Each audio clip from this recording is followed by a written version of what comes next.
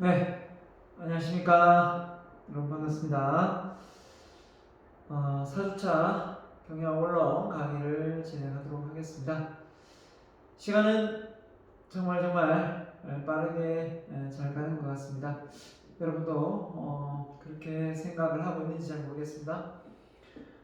네, 한 주가 정말 쏜살같이 잘 지나가네요. 자, 여러분도 열심히 수업 잘 따라오고 있을 거라고 생각합니다. 이 경영학 원론의 첫 단추를 잘 껴야 경영학 전공을 해서 여러분이 정말 흥미를 가지고 집중해서 다음 과목을 수강할 때 재미를 많이 느낄 거라고 생각합니다. 경영학 원론에서 흥미를 못 느끼면 어떻게 보면 좀 어려울 수도 있는데, 아무튼 제가 그런 역할을 할 수 있도록 최선을 다해 보겠습니다. 자, 오늘 4주차 강의 내용은요, 조직의 외부 환경입니다. 자, 이 얘기는 결국은 조직이라는 게 기업이고, 기업이 외부 환경에 어떠한 영향권에 있느냐 이거죠. 기업이 사회에 영향을 미치고, 그렇죠? 외부 환경이 사회니까 사회가 기업에 영향을 미칩니다. 쌍방이 대등한 관계에서 영향을 줄 수도 있고, 아니면 기업이 환경에 더 많은 영향을 줄 수도 있고, 또 반대로 환경이 기업의 조직에 더 많은 영향을 줄 수도 있습니다. 지금 어떤 상황을 놓고 보건데, 만약에 산업화 시대의 어떤 우리나라가 개도국일 때, 개발도상국일 때는 회사의 어떤 확장과 어떻게든 빨리 크게 대기업으로 성장시키기 위해서는 기업의 영향력이 훨씬 커졌다면, 지금은 기업의 영향력 커진 것도 있지만 이 사회의 영향력이 훨씬 커진 것 같습니다. 왜냐하면 사회 안에 이 소비자가 있잖아요. 기업은 어떻게 보면 물론 고객이라는 내부 고객도 있지만 이 외부 고객인 있고 진짜 고객인 소비자가 힘이 더 파워가 세진 상황에서 이 공급자의 이 생산자의 입장인 이 회사는 그만큼 사회적인 어떤 고객의 여건을 잘 상황 판단해서 운영하지 않으면 어느 시대 어떤 상황에서 무너질지 모르는 그런 상황에 놓여 있습니다. 그렇기 때문에 조직이, 또 다시 말해서 기업이 외부 환경에, 외부 사회에 많이 노출되어 있다, 이렇게 보게 되는 겁니다. 그래서 이런 걸 놓고 볼 때 기업을 운영하는 입장에서 경영을 잘 하려면 외부 환경의 변화를 잘 감지하고 그 시대에 발맞춰 나가기 위해서 노력을 할 수밖에 없는 거죠.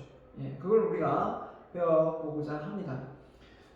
경영을 떠나서 우리가 이 시대를 살아가는데 시대적 환경 속에서 이 불확실성한 이 환경 속에서 그 예측이 불허할 수는 있겠지만 그래도 어느 정도의 지식과 정보를 가지고 대비를 할 수 있으니까요. 그런 점에서 꼭 경영학이 아니더라도 우리가 이 환경적인 변화에 발맞추어서 동참할 수 있는 그런 마인드도 가져야 될 것 같습니다. 그래서 환경에 대한 개념, 환경의 종류, 자, 그 상황 속에서 디지털 환경, 그렇죠? IT로 인해서 디지털 환경, 그 다음에 4차 산업의 어떤 혁명 시대, 1차 산업혁명 시대가 뭐였습니까? 전기, 2차 산업 시대가 전기, 앞에는 전기기관, 이 전기, 전구죠. 전구의 개발, 에디슨의 전기의 어떤 보급. 3차 산업의 혁명은 인터넷 보급, 맞죠? 4차 산업혁명은 바로 인공지능, 이 AI에 의해서 변화가 급물살을 타고 있는 게 현실입니다.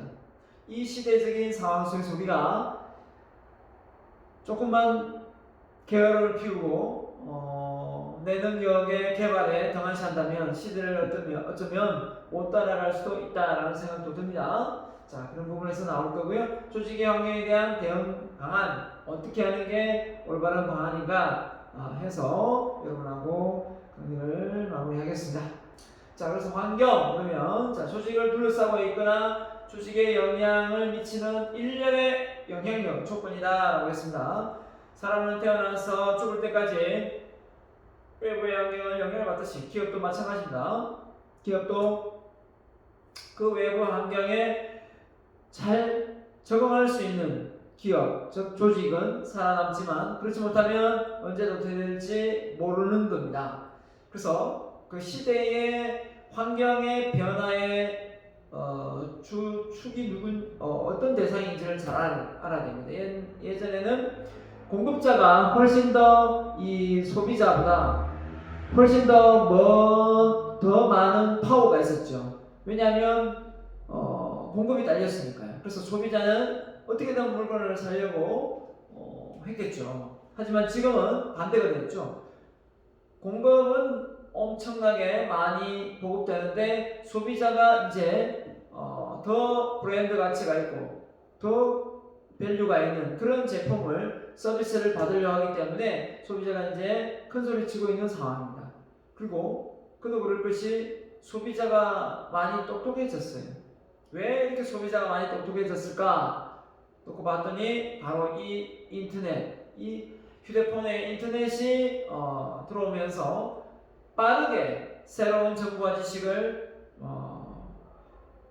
보급해서 퍼뜨리게 되고 더군다나 이 지식과 정보를 공유하면서 이 공유 경제, 이 공유를 통해서 더 많은 지식과 정보가 기술력이 이렇게 보급되면서 이제는 빠르게 그게 대체 나가지 못하면 개인이든 조직이든 기업이든 더 이상 쓸 자리가 없다라고 놓고 봐도 과언이 아닙니다.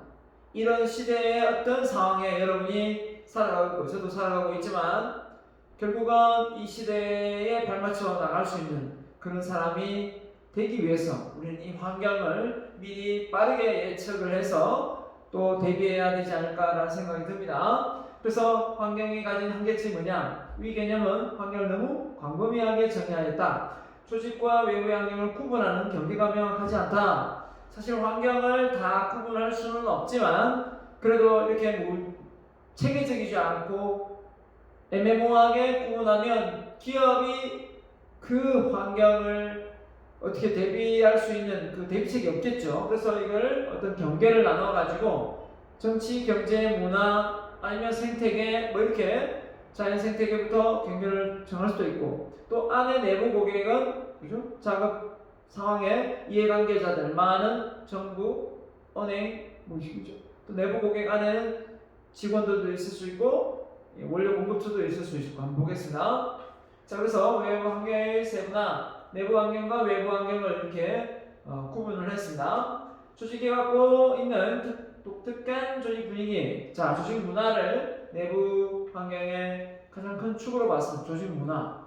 그래서 외부 환경은 어떻게 보면 예측이 좀 하지만 또 따라갈 수 있지만 이 내부 환경의 조직 문화를 빨리 변화시킬 수가 없죠. 따라갈 수가 없습니다. 어느 조직이든. 그렇기 때문에 이게 어떻게 보면 지금의 그 빠른 변화 속에 좀 변화가 더딘 이 부분이 어떻게 보면 그 기업의 경쟁력이 되는 그런 시대가 와 있지 않나라는 생각도 듭니다. 그래서 조직의 성격, 가치, 규정, 스타일, 특성 등 공유하는 시각의 정도였습니다. 그래서 결국은 이 내부 환경도 물론 이제 공유가 되어서 많이 퍼뜨려져서 알려지게 되겠지만 그렇지만 빨리 이 복제가 되는 건 아니죠. 여기 외부 환경처럼 조직의 외부에 존재하며 조직의 의사결정이나 전반적인 조직 활동에 미치는 환경을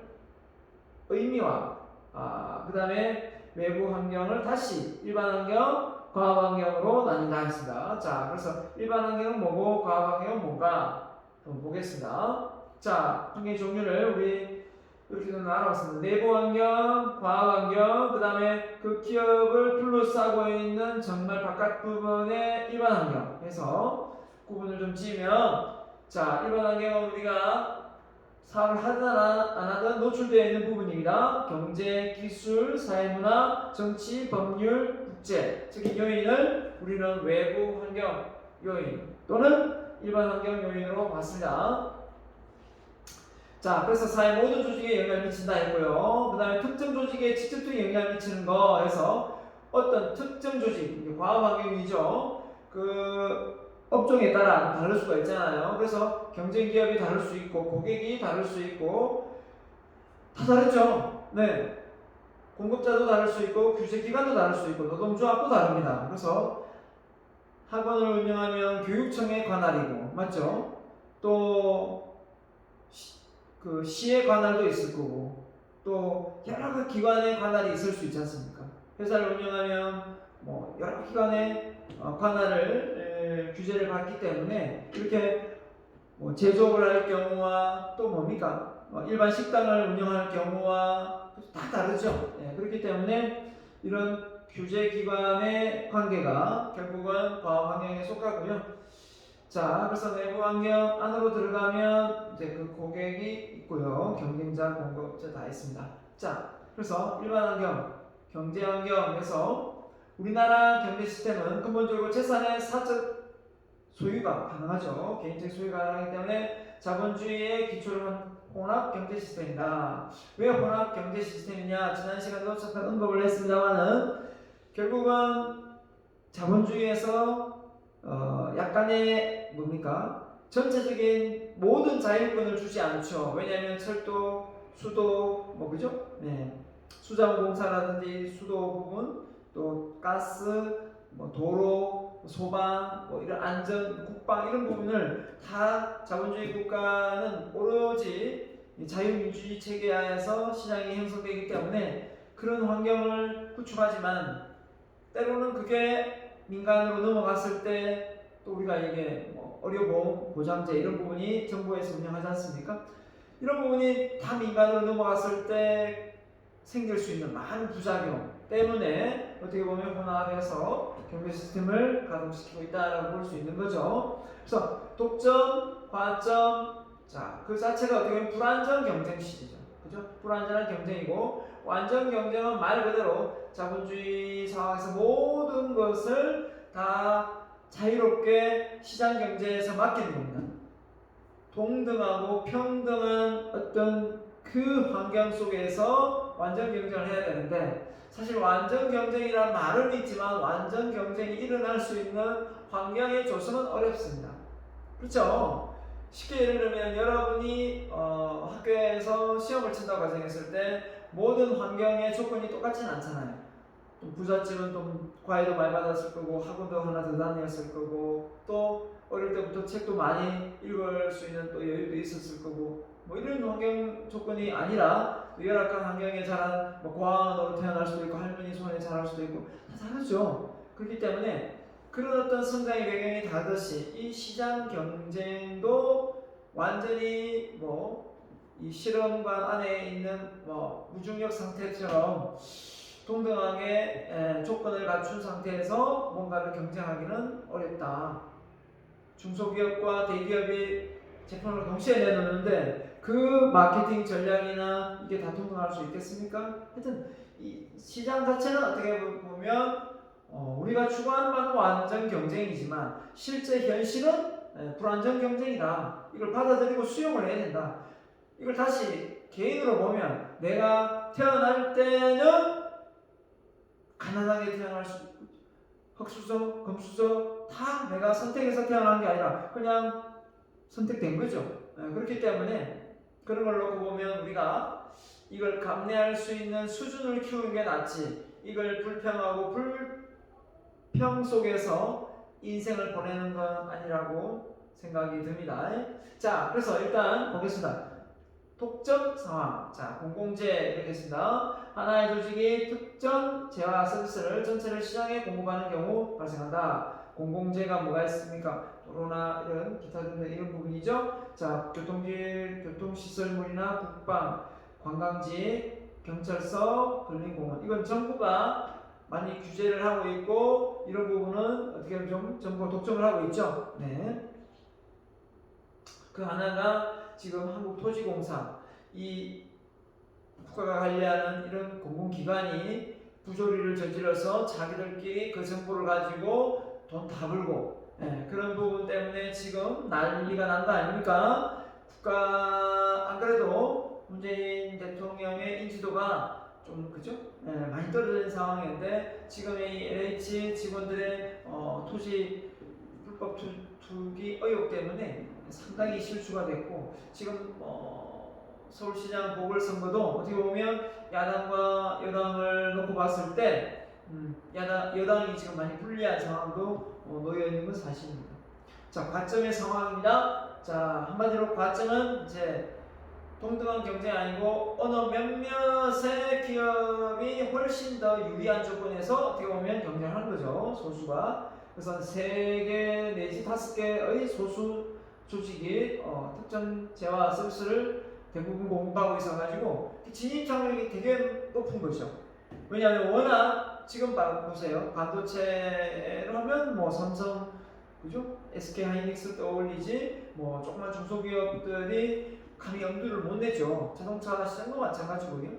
이미 뭐 자동차의 그 메카로제 기아도 합병을 했고, 현대 자동차 그죠?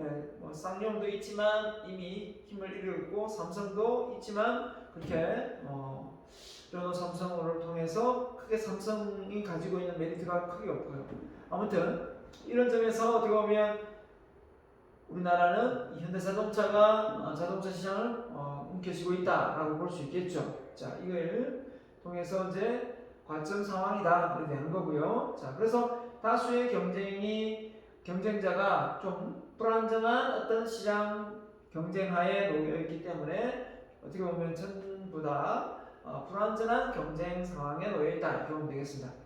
자, 그래서 GNP, GDP 성장률, 자, 이런 부분이 산업 구조의 변화, 실업률, 이자율, 물가 수준, 국제 수지 등, 자, 이런 모든 부분이 경제적 환경에 우리가 그 나라의 그죠? GNP는 별로 안 높습니다.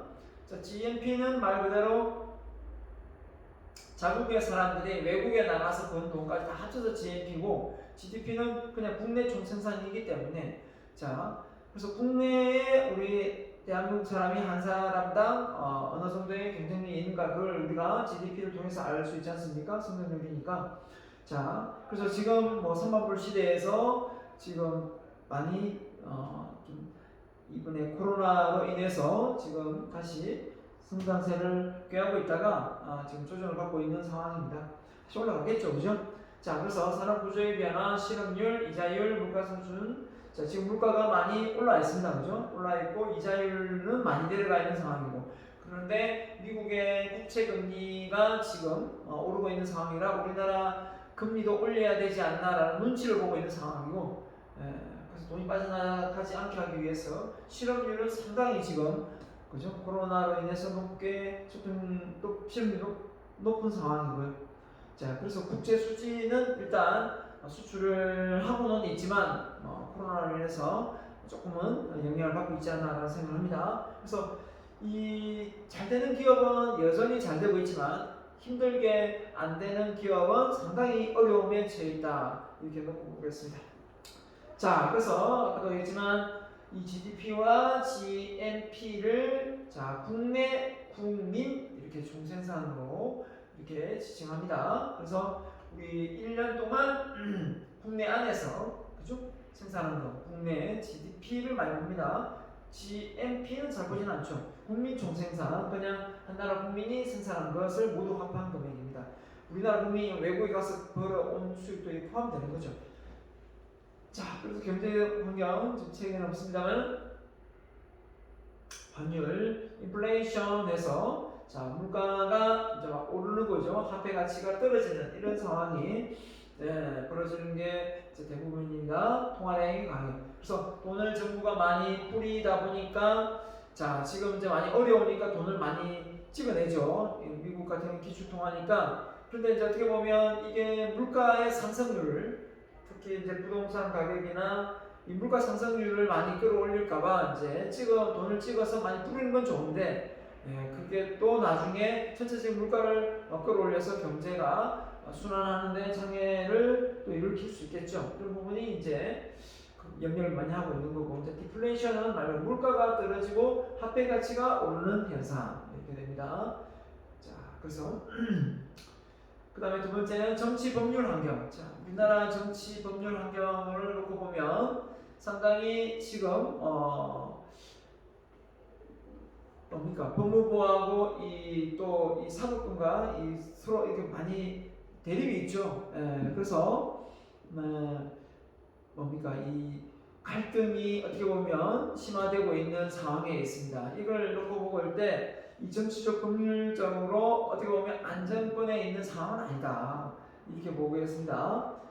자, 그래서 활동은 기업에 대해서 제약 요인이 되거나 옹호적인 영향을 미치거나, 그죠? 또 때로는 또 외부의 어떤 그 국제 환경 속에서 우리나라 기업이 가지고 있는 어떤 불이익이 있으면 그걸 또 방어해 줄 수 있는 역할도 하기 때문에 미침으로써 경영 전략이나 장기적 계획 수립에 중요한 요인이 된다. 그래서 어느 나라에 수출을 할 때 그 나라의 어떤 관세의 어떤 그런 부분을 어떻게 하면 좀 더 낮출 수 있는가라는 부분에서 정부의 어떤 그 도움을 요청하면 FTA 협정을 맺어가지고 관세를 낮추는 그런 어떤 역할까지도 정부가 해줄 수 있는 거 아닙니까, 그죠? 자, 그래서 정부 시책은 정치적 안정인데, 자, 법률적인 환경, 특허법이라든지, 맞죠? 공정거래법이라든지, 공해방지법이라든지, 소비자보호법, 세제, 제도 이런 부분에서 지금 현재 규제를 많이 하고 가장 많이 지금 대두되는 게 부동산 쪽에 지금 문재인 정부가 들어서서 부동산을 잡는다고 잡으면서 계속 규제를 했는데 오히려 풍선 효과가 더 늘어나서 아파트가 계속 오르는 상황이 되어버렸어요. 그러다 보니까 영끌족이라죠. 젊은 30대, 40대 중반에 있는 사람들이 막 서울에 집을 막 빚을 내가지고 사다 보니까 그거하고 기업을 운영하는 거하고 무슨 상관이 있느냐라고 생각한다면 대출을 많이 받아서 집을 장만하면 그걸 갚아 나가야 되기 때문에 그 투자금이 그쪽 이 집으로 다 담보로 묶인단 말이죠. 그렇게 되면 이 소비자의 어떤 그 구매력이 상당히 떨어지지 않겠습니까? 그러면 결국 기업에 영향을 줄 수밖에 없는 거죠. 그리고 이게 모든 게 엮이기 때문에 우리나라 부동산 정책은 지금 현재 대부분 실패를 했다라고 보고 있고요. 앞으로 이걸 어떻게든 다시 조정을 봐야 되는데, 만약에 이걸 잡지 못하면 일본처럼 버블이 일어나서 언제 또 다시 무너질지 모르는 그런 상황에 놓여 있고, 그 상황에서 기업을 운영하고 있다라고 보면 과언이 아니겠습니다. 그래서 뭐 지금 시대를 놓고 본다면 땅 투자를 하지 않으면 못하면 꼭 이상하게 바보처럼 보여지는 그런 어떤 분위기, 사회적 분위기도 없지 않아 있고요. 뭐 태먹는 게 바보다라는 식의 어떤 그런 분위기. 자, 이거는 정말 빨리 개선해야 되고 바로 잡아야 될 것 같습니다. 쓸데없는 불로소득을 통해서, 그죠? 돈을 벌어서는 될 일이 아닌 것 같고요. 그래서 자, 지금은 주 5일제 근무가 이렇게 보편화되었지만 처음에 시행할 때 제가 이걸 지켜봤거든요. 정말 반대가 심했습니다. 특히 대기업부터 시작해서 중소기업부터 5일제 안 된다 엄청 반대하고 했었는데, 막상 이제 5일제가 되다 보니까 이제 공공기관부터 다 했죠. 하다 보니까 이제 거기에 또 발맞춰 잘 적응하고 있고, 또 뭡니까? 이 5일제를 통해서 주 5일제를 통해서 토요일 일요일에 여유가 되니까 또 관광 산업이 발전되는 이런 어떤 상황에 놓였습니다. 그래서 근로자의 삶의 질이 개선되고 생산력은 좀 저하되지만 결국은 전체를 놓고 보면 잘된 케이스입니다. 자, 그래서 정부의 정책이 경제적인 관점에서 이루어져야 할 때 경제적인 관점이 아니라 정치적 관점에서 이루어질 경우에 문제가 발생한다. 그래서 국회의원 선거가 있다든지 대통령 선거가 있을 때는 선심을 많이 씁니다. 선심을 막 풀어줘요. 뭔가 돈 뿌리지요, 뭐 어떻게 허가가 다 나지요, 이렇게 되거든요. 그러다가 막상 또 자기가 그 정권을 잡게 되면 또 온갖 또 수단과 방법을 안 가지고 세금을 거두려고 하죠. 자, 이런 걸 놓고 볼 때 우리 국민이 한두 번 쏘갔습니까? 그렇기 때문에 이제 선거 공약을 내세워도 저게 지켜질 것 같다, 아니다, 그냥 헛말인 것 같다, 이걸 다 이제 감차하게 되는 거죠. 그래서 공약을 아주 거창하게 막 퍼붓는다 해가지고 그 사람을 찍어주지는 않는 것 같습니다. 지금 우리 소비자가 얼마나 똑똑한데, 그죠? 예, 선거 투표권에 있는 국민이 얼마나 똑똑해졌는데 그런 어떤 공약의 남발에 놀아나서는 결국 대한민국의 미래는 없다라고 보는 겁니다. 그죠? 자, 그 다음에 사회문화환경입니다. 자, 그래서 이 사회문화환경이 어떻게 보면 그 국가의 어떤 문화환경이기도 하고 지역의 문화환경이기도 하고 각 지역별로 별의별 문화 콘텐츠를 만들어 가지고 그 지역별로 관광 상품화 시키고 있는 걸 많이 볼 수 있어요. 기본으로 케이블카가 막 생기고 있죠. 케이블카가 어디 지역만 가도 케이블, 울산도 지금 가지산, 지금 신불산 이런 가지산 맞죠? 지금 케이블카 이미 하나 있긴 하죠. 있지만 그건 너무 작다 해서 진짜 가지산을 통해서 만약에 케이블카가 사업화가 된다면 이미 뭐 개인 확정됐죠. 기업이 엄청난 시너지 효과가 있을 거라고 생각합니다. 근데 또 우려하는 바가 많죠. 자연 훼손될 거다 하는데 저는 오히려 지지하는 쪽입니다. 어차피 제가 태국을 한번 갔었나요? 태국을 아니죠. 베트남을 갔었나요? 태국인가요? 네. 베트남인가요? 베트남이 맞는 것 같네요. 베트남에 갔을 때 그 바나힐이라는 그런 산에 관광 산업이 있었어요. 정말 이 산을 올라가는데 케이블카를 한 2-30분 탄 것 같아요. 2-30분 타고 올라갔는데 와, 거기서 산 꼭대기에 유원지가 있더라고요. 완전히. 와, 그래서 놀이시설도 있고 뭐 그 관광 여러분이 한 번씩 봤을 거예요. 손으로 이렇게 딱 돼 있어가지고 손 사이로 막 이렇게 길이 나 있는데 그때 그 길을 갔었는데 그렇게 경치가 좋을 수가 없더라고요.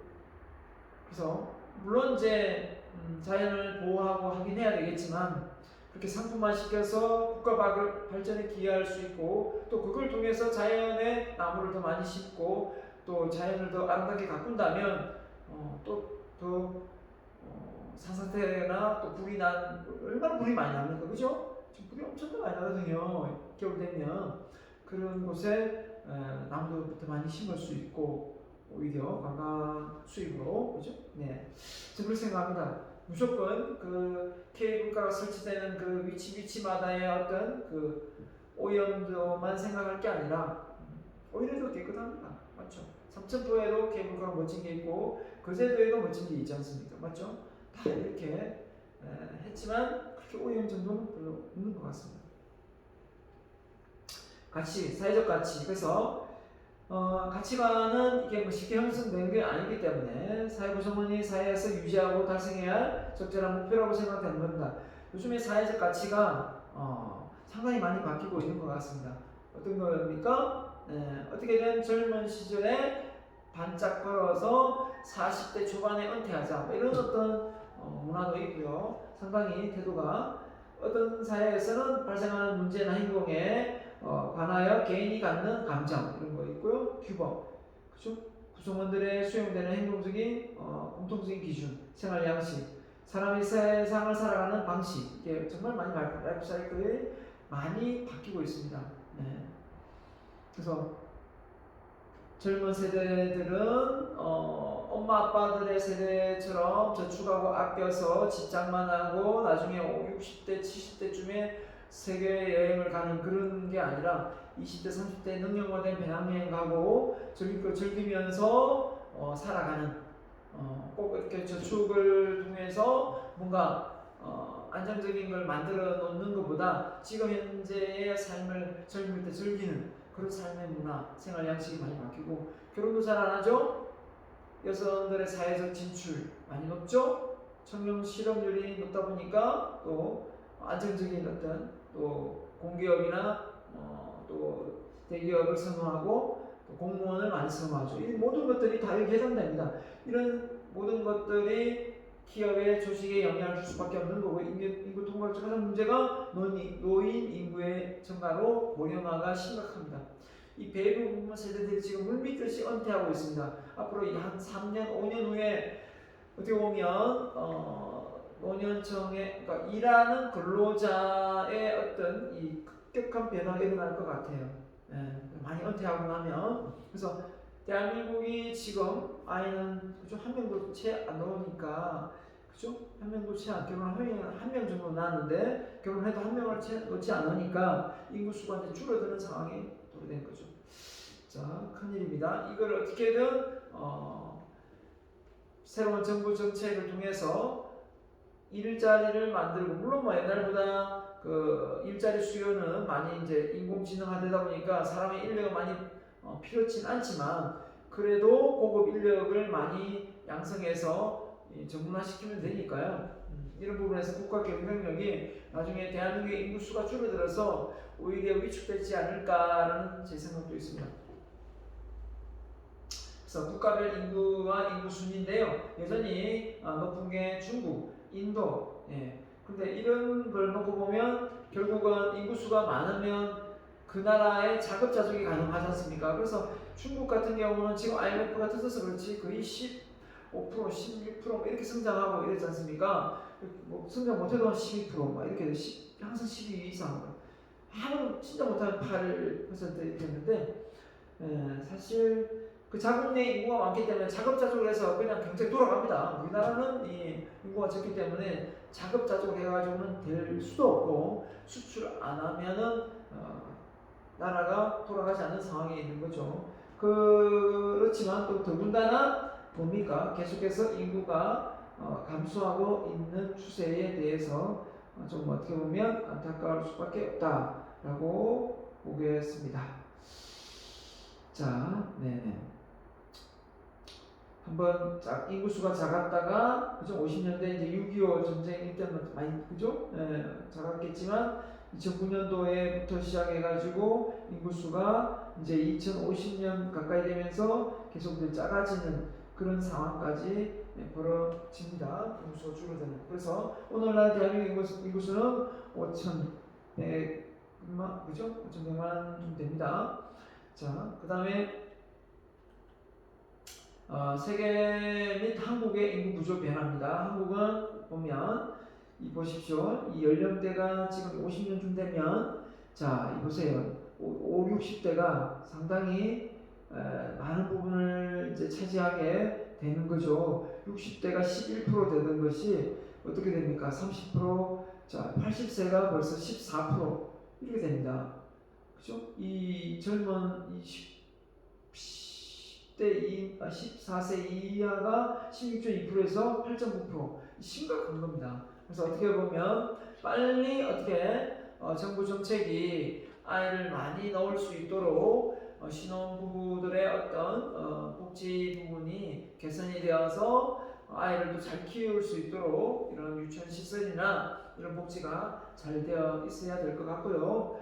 그리고 또 육아휴직을 해도 회사에서 눈치 보지 않고 당당히 복직을 할 수 있는 상황이 되어야 될 것 같습니다. 자, 그 다음에 문화입니다. 물질적인 풍요로움이 사실 지금은 뭐 아쉬울 게 없죠. 하지만 이 물질적 풍요로움이 모든 것의 행복의 조건은 아닙니다. 우리 그걸 잘 알고 있죠. 그래서 감각지향이다, 뭐 교육에 관심이 집중되고 있다. 자녀들을 어떻게든 많이 배우게 하려고 부모들은 정말 노력을 많이 합니다. 그래서 노후 대비 관심 집중 정대, 그 다음에 건강에 대한 레저 관광 산업에 관심도 많고 레저에 또 흥미도 많고 그렇습니다. 코로나가 아니면 관광이 훨씬 더 활성화될 건데 지금 그 끝나기를 지금 확수되어 기다리고 있습니다. 독신주의 및 이혼율이 증가. 자, 똑똑하면 똑똑할수록 여성들의 경제 사회적 진출을 통해서 경제력이 생기면 어떻습니까? 남편의 부각받거나 안 맞는 성격을 같이 어울려 지내고 싶지 않고 혼자 지내고 좀 harmon이형부터 시작해가지고 따로 살죠. 네. 자, 결혼관의 변화입니다. 결혼을 꼭 해야 된다가 아니라 이제는 해도 되고 안 해도 된다 이렇게 이야기하고 있고요. 자녀도 정말 한 명도 안 낳고 있는 상황이고, 자, 핵가족 오래전부터 개성적이고 고급성의 죽음이다. 그래서 정말 원룸사도 차는 벤츠가 많습니다.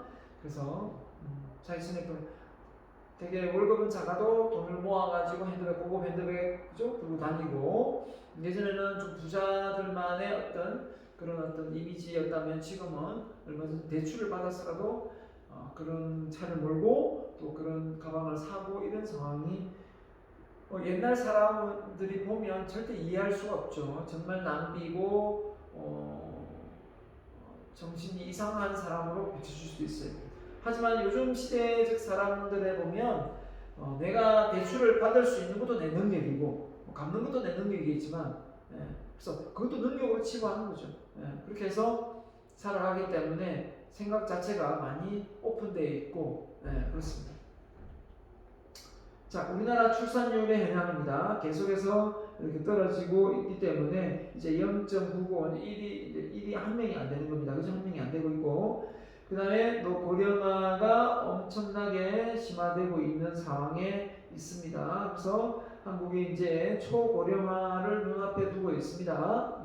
세계보다 이렇게 빨리 고령화가 되는 이유 중에 하나가 결국은 아이를 많이 놓지 않기 때문에 고령화가 지속될 수밖에 없는 거고요. 그리고 우리나라의 의술의 발달, 이 의료복지도 잘 되어 있기 때문에 결국은 그 나이든 그 할아버지 할머니들이 60세만 넘으니까 이 뭡니까 한의원에 침을 맞는데 그 한 번 침 맞고 하는데 진료받고 하는데 뭐 진짜 8,000원, 뭐 4,000원 막 이러더라고요.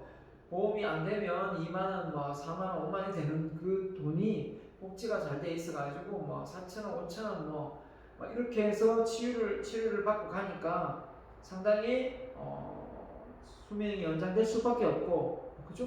또 병원에 가서 뭐 닌겔 맞는 거, 그죠? 또 이게 또 뭡니까 실비 청구하면 이것도 금액도 적어지니까 막 니나내나 막 가서 영양제 맞고 막 이러지 않습니까? 그걸 또 이제 보험 수가가 막 올라가는 상황에 대해서 이제는 좀 법이 바뀌었죠. 많이 의료 혜택을 받는 실비를 활용해서 하는 사람들은 더 보험료 수가를 올리는 그런 차원으로 지금 법이 바뀌고 있는 상황입니다. 자, 세계와 한국의 생산 연령 인구가 보십시오. 대한민국이 이렇게 급격하게 2020년 기점으로 해가지고 떨어지고 있는 상황입니다. 자, 이걸 놓고 볼 때 일할 사람이 앞으로 적어진다. 정말 안타까울 수밖에 없는 거고요. 자, 그래서 OECD 회원국 중에 일하는 근로 시간은 세계 2위입니다. 2위. 그죠? 상당히 많은 일을 하고 이 정도로 보면 일을 이만큼 하면 세계 1등은 살아야 되는 거 아닙니까? 1, 2등을 해야 되는데 아직 그 정도까지는 아닙니다. 개도국을 면에서 선진국으로 들어왔지만 OECD 국가는 한 12위 정도를 하지만 자 일을 그만큼 또 많이 하기 때문에 그러면 좀 고부가가치의 산업에서 좀 머리를 써서 좀 효율적으로 효과적으로 일을 해야 되지 않을까라는 생각을 합니다. 그 몸 쓰는 일이 아니라 그죠? 뭐 머리가 아프면 손발이 고생한다는 말처럼 자 그래서 2차 베이비부모, 1차 베이비부모 그죠? 이런 2차 베이비부모가 제가 여기 해당되거든요. 자 2차 베이비부모인데 이제 1차 베이비부모는 이미 이제 은퇴를 지금 막 하고 있습니다. 하고 있는데 곧 이제 2차 베이비부모는 아직 뭐 한 10년 정도 남았다고 본다면 여기에 막 이제 은퇴를 막 하거든요. 할 준비를 막 하고 있어요. 여기가 은퇴가 앞으로 한 10년 내로 한다면 한 5년 10년도 아니냐 5년 내로 10년 한다면 정말 이 인력들이 뭘 할까 저 궁금해. 농사를 지으러 갈까? 농사 짓는 것도 참 괜찮을 것 같아요. 우리나라 지금 농사를 지으려면 그 농사를 지으러 가면 땅값이 막 올라갈 것 같기도 하고 진짜 이 베이비붐 세대들은 2차 베이비붐 세대들은 농사를 지어봤어요. 그렇기 때문에 농사를 지어도 무방해요. 그리고 자급자족 할 수 있는 그런 역할도 되고 농수산물이 많이 올랐잖아요. 근데 이 2차 베이비붐 세대까지 다 죽고 나면 내 세대까지 다 죽고 나면 그 다음 세대들은 농사를 지어본 적이 없어요. 그렇기 때문에 농사를 짓지는 않을 것 같아요. 그러면 그때는 또 땅값이 확 떨어질 것 같아요. 맞죠? 자, 이런 상황으로 볼 때 향후 한 20년 정도까지는 토지값이 막 오르지 않을까. 문화적으로 봤을 때 이 사람들이 다시 고향으로 돌아가는 땅을 좋아하거든요. 농사를 지어봤기 때문에 할 일 없으면 농사를 지으면서 이렇게 텃밭 가꾸면서 뭘 하려고 한단 말이에요. 그것도 판매도 하고 생산하려고 하거든요. 자, 이런 점까지는 참 좋아요. 그런데 이 다음 세대들은 이제 완전히 이걸 해보지 않았기 때문에 어떻게 될까라는 생각도 듭니다. 그래서 나중에는 이제 곡물 전쟁이 일어날 것이다라는 미래학자들이 예측을 하더라고요. 곡물 전쟁. 지금은 어떻게 보면 이제 뭐 석유 파동부터 시작해서 지금의 전쟁은 어떻게 보면 뭡니까? 중국하고 미국하고의 어떤 경쟁력을 놓고 보면 사실 그 강대국끼리의 어떤 보이지 않는 어떤 이 무역 전쟁 아닙니까? 무역 전쟁인데 그 무역 전쟁 안에 앞으로 곡물 전쟁이 일어날 수 있다. 이런 부분에서 대비책을 우리도 해야 되지 않는가? 갑자기 뭐 쌀값이 매우 수천도 오를 수도 있고, 그렇죠? 밀가루 값이 막 오를 수도 있고 있기 때문에 우리가 좀 이렇게 농사도 짓고 해야 된다라는 생각입니다. 직장인의 79.4% 상사 부하 직원 간의 세대 차이 느낀다 합니다. 나 젊었을 때는 말이야, 나 당신보다 뭐 몇 번 야간을 하고 나는 주말도 없이 뭐 일을 했고 뭐 이런 얘기 막 할 수 있다는 거예요. 근데 요즘 젊은 세대들이 뭐 어쩌라고요? 나는 뭐 그 시대에 많다는데 나보고 어쩌라고 이렇게 반기를 드는 경우가 참 많죠. 네.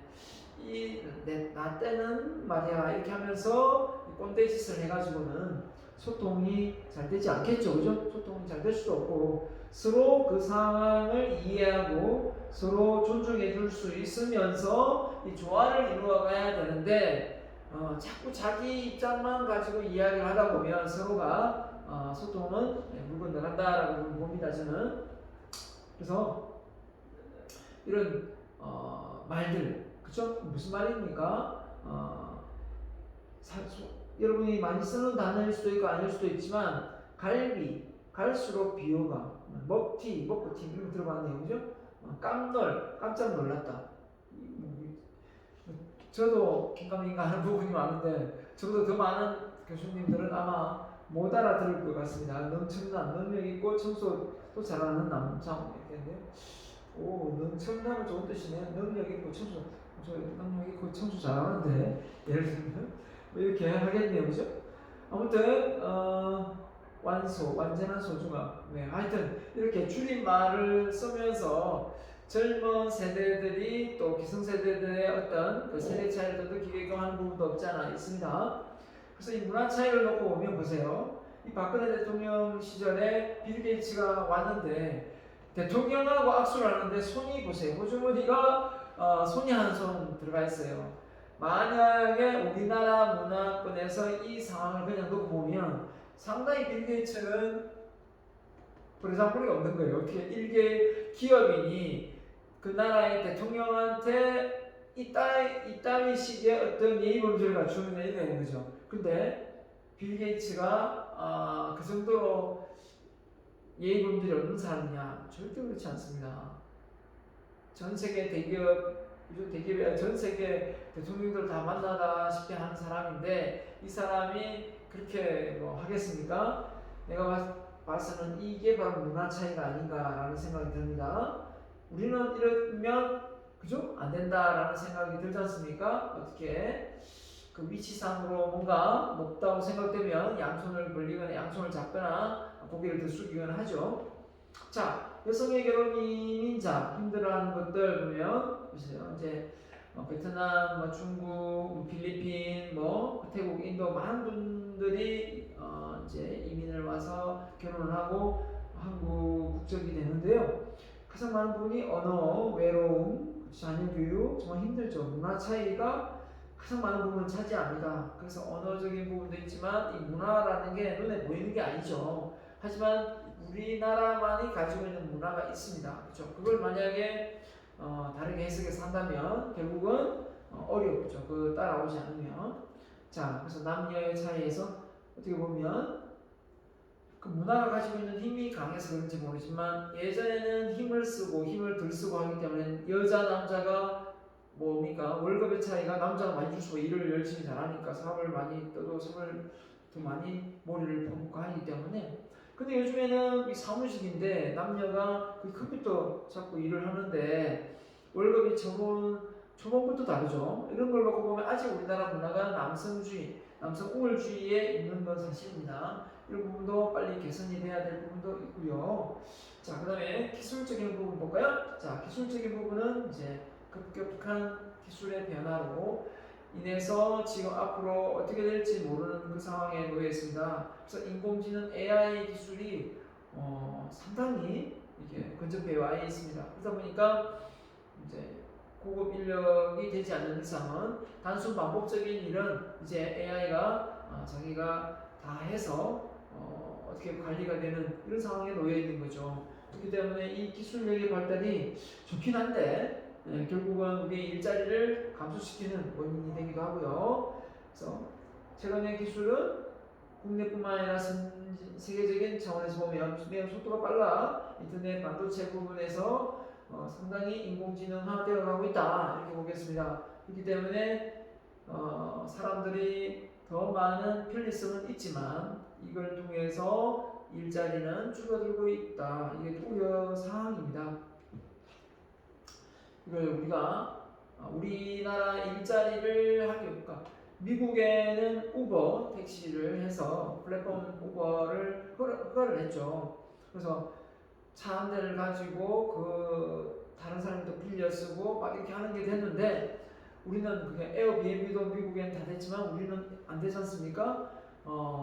우리나라 문화권에서는 그게 자기 집을 범죄인이 있을 수도 있는데 빌려준다, 또 물건을 훔쳐갈 수도 있다 이런 어떤 우려 때문에 에어비앤비 사업이 활성화되지 않았고 또 되지 않았습니다. 근데 외국 같은 전 세계는 그게 다 허용됐지 않습니까? 그런 걸 놓고 보면 이게 어떤 문화적인 부분도 없지 않아 있고요. 또 이 플랫폼 시장을 통해서 결국은 우려됐겠죠. 여관을 운영하거나 그죠? 이 숙박업을 하는 사람들, 펜션이나 이런 사람들의 반대가 그래서 있죠. 그렇기 때문에 에어비앤비 이런 사업을 또 차별성을 두기 위해서 막긴 막았어요. 그러니까 택시도 막았죠. 분신 자살하고 막 이런 난리 났었잖아요. 휘발유하면서 우버 택시도 막았죠. 카카오 택시도 하려고 하다가 그것도 막 이제 말들이 많아가지고 막 좀 그것도 막히고 했는데 아무튼 지금의 상황에 놓여 있는 거 보면 그죠? 플랫폼 시장도 지금 많이 막고 있지만 앞으로는 다 막을 수는 없다. 결국은 유통 분야뿐만 아니라 이런 숙박 시설까지 다 공유를 한다. 네, 어느 다 공유를 할 수 있는 상황이 되버렸잖아요. 그 공유가 앞으로 자동차가 될 것이고, 그죠? 네. 그럼 자동차를 덜 만들어도 되고, 덜 사도 되고. 전부 다 이게 어떻게 보면 당장은 큰 피해가 되니까 보류를 시켜놨다고 봐요. 하지만 이게 세계적인 추세고 변화라면 경쟁력을 키워서라도 어떻게든 그의 시대에 맞춰 가야 됩니다. 미룬다고 되는 부분이 아니죠. 저는 생각합니다. 그래서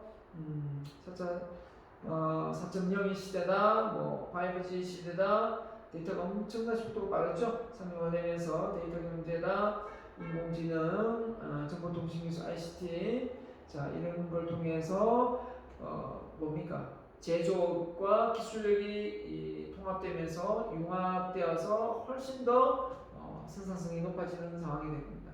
블록체인을 통해서 어떻게 됐습니까? 이 블록체인을 통해서 이 암호화된 어떤 이런 부분에 대해서 상당히 거래를 안전하게 할 수 있는 그런 부분이 되었습니다. 자, 국제 환경의 변화입니다. 국제 환경의 변화. 자, 국제 환경이 어떻습니까? 지금 현재 중국과 미국 사이가 안 좋죠. 트럼프보다는 뭐 좀 낫긴 하지만 트럼프는 워낙 그냥 다혈질로 싸웠다면 지금 바이든은 그렇게는 하지 않고 아무튼 사이가 그렇게 좋지 않습니다. 그래서 이 국제 환경은 지금 저탄소 사회, 그래서 온실가스를 어떻게든 낮춰서 지금 오존층의 파괴를 막으려고 애를 쓰고 있습니다. 그래서 뭐 거의 한 2050년 정도 되면 뭐 유럽 이런 쪽은 다 전기차 보급을 해서 내연기관을 더 이상 생산하지 않겠다라고 선언을 했어요. 그런 걸 놓고 볼 때 우리도 어영부영하다가 진짜 어떻게 되겠습니까? 나중에는 진짜 지금의 그 수출할 수 있는 이런 차가 없어질 수도 있겠죠. 이걸 잘 발맞춰 나가기 위해서는 지금 상당히 노력을 많이 하고 있는 걸로 알고 있습니다. 그래서 지금 아이오닉 5도 나와서 지금 뭐 모르겠어요. 이게 진짜 다 팔렸는지 안 팔렸는지 다 주문이 완료됐다. 올해 만들 수 있는 차는 다 끝났다라고 하던데요. 자, 이런 부분을 우리가 녹음할 때 앞으로 이제 뭡니까? 풍력이라든지 지금 정부는 원전에 대한 어떤 불안함을 많이 호소하고 있죠. 원전을 없애야 된다고. 그러니까 풍력 발전소나 또 뭡니까? 이 태양열을 통해서 이제 사업을 하려고 하는데 그 에너지의 어떤 그 생산 능력이 원전을 따라갈 수가 없어서 당장은 힘들 것 같은데 점점 축소해 가는 게 맞을 것 같은데 너무 이렇게 정치적 어떤 영향력으로 빠르게 되어가는 점이 없지 않아 있는 것 같아요. 좀 아쉽습니다. 그죠? 물론 이제 그 전까지는 원전을 수출하고 막 했잖아요. 그걸 이제 또 중단을 해야 될 상황도 있을 거고 이 원전이 또 핵무기 개발로 또 이어지기 때문에 그런 부분도 있을 거고 아무튼 그렇지만 이 정치적인 바람을 타고 너무 멀쩡한 어떤 원전의 건설을 지금 막고 있잖아요. 지금 그 전 대통령들이 다 허가를 해놓았던 그 속에서 인력이 파견되어서 일을 하고 있는 상황도 지금 중단되고 있는 상황이고 멀쩡한 월성전 원전도 지금 가동 중단시키려고 하고 있는 상황이고 중단됐습니까? 하여튼 그런 모든 것들이 천천히 가야 되는데 이 정치적 영향력 때문에 오히려 우리나라가 너무 급격하게 변화가 일어나지 않나. 또 갑자기 이렇게 되면 전기료가 오를 수밖에 없잖아요. 지금 전기료가 많이 오를 것 같아요. 내가 보기엔 전기자동차도 생성되기도 하지만 그런 걸로 볼 때 한국전력 주식 앞으로 혹시 관심 있으면 좀 사두면 좋을 것 같습니다. 유럽연합입니다. 국가별 온실가스 배출량을 보면 상당히 감소율이 지금부터 보죠. 계속 이렇게 줄여나가고 있습니다. 그래서 우리가 이런 유럽연합은 소속되어 있지 않기 때문에 국제적인 압력은 가해지고 있기 때문에 우리도 몇 년까지 2030년까지 대통령이 아마 선언을 했을 거예요. 그렇기 때문에 자동차도 수속 자동차하고 전기 자동차의 비중을 높일 수밖에 없는 상황이고요. 그래서 지금 보조금을 많이 주고도 있죠. 자, 이런 부분에서 많은 사람들이 염려를 합니다. 차를 그 수소나 뭐 이런 그 전기 자동차를 몰고 다니는 사람들이 되게 잘 사는데 왜 거기다 보조금을 주느냐 막 이렇게 하죠. 근데 아직까지는 불편하잖아요. 수소 자동차 충전하는 거 전기 자동차 몇 대 안 되다 보니까 불편한데 그 불편함을 감수하고 그런 차를 몰고 다니면서 환경적으로 이렇게 기여를 한다면 저는 보상해 주는 게 맞다고 생각하고요. 자, 그 다음에 지금 이제 앞으로 전기 충전할 수 있는 충전소가 많이 생기고 수소 자동차 충전소가 생긴다면 그때는 뭐 좀 달라질 수도 있겠죠. 달라질 수 있을 겁니다.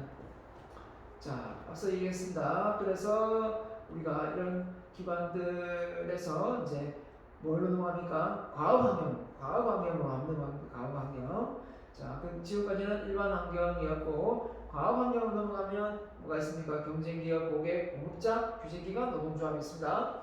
자, 경쟁자. 경쟁자의 환경이다. 마이클 폴트의 5 포스가 생각나는 이렇게 나올 겁니다. 한정된 자원을 놓고 서로 경쟁합니다. 경쟁이 심한 것을 뭐랍니까? 레드 오션이다. 경쟁이 없는 것은 블루 오션이다. 이렇게 표현을 합니다. 자, 그래서 개별 조직들은 환경 내에서 다양한 경쟁 상황에 직면하게 된다. 자, 경제학자적인 관점에서 보면 경쟁적인 시장 구조에 따라 다음과 같은 상황이 나뉜다. 아까 했죠. 독점, 과점, 독점 경쟁, 완전히 이거 했기 때문에 넘어가겠습니다. 자, 그래서 마이클 폴트가 우리 책에는 나오지 않지만 경쟁은 이렇게 시작된다 라고 얘기를 했습니다. 자, 한번 이거 시험 나올 수도 있으니 보십시다. 자, 보통 기존의 경쟁, 보통 이것만 생각합니다.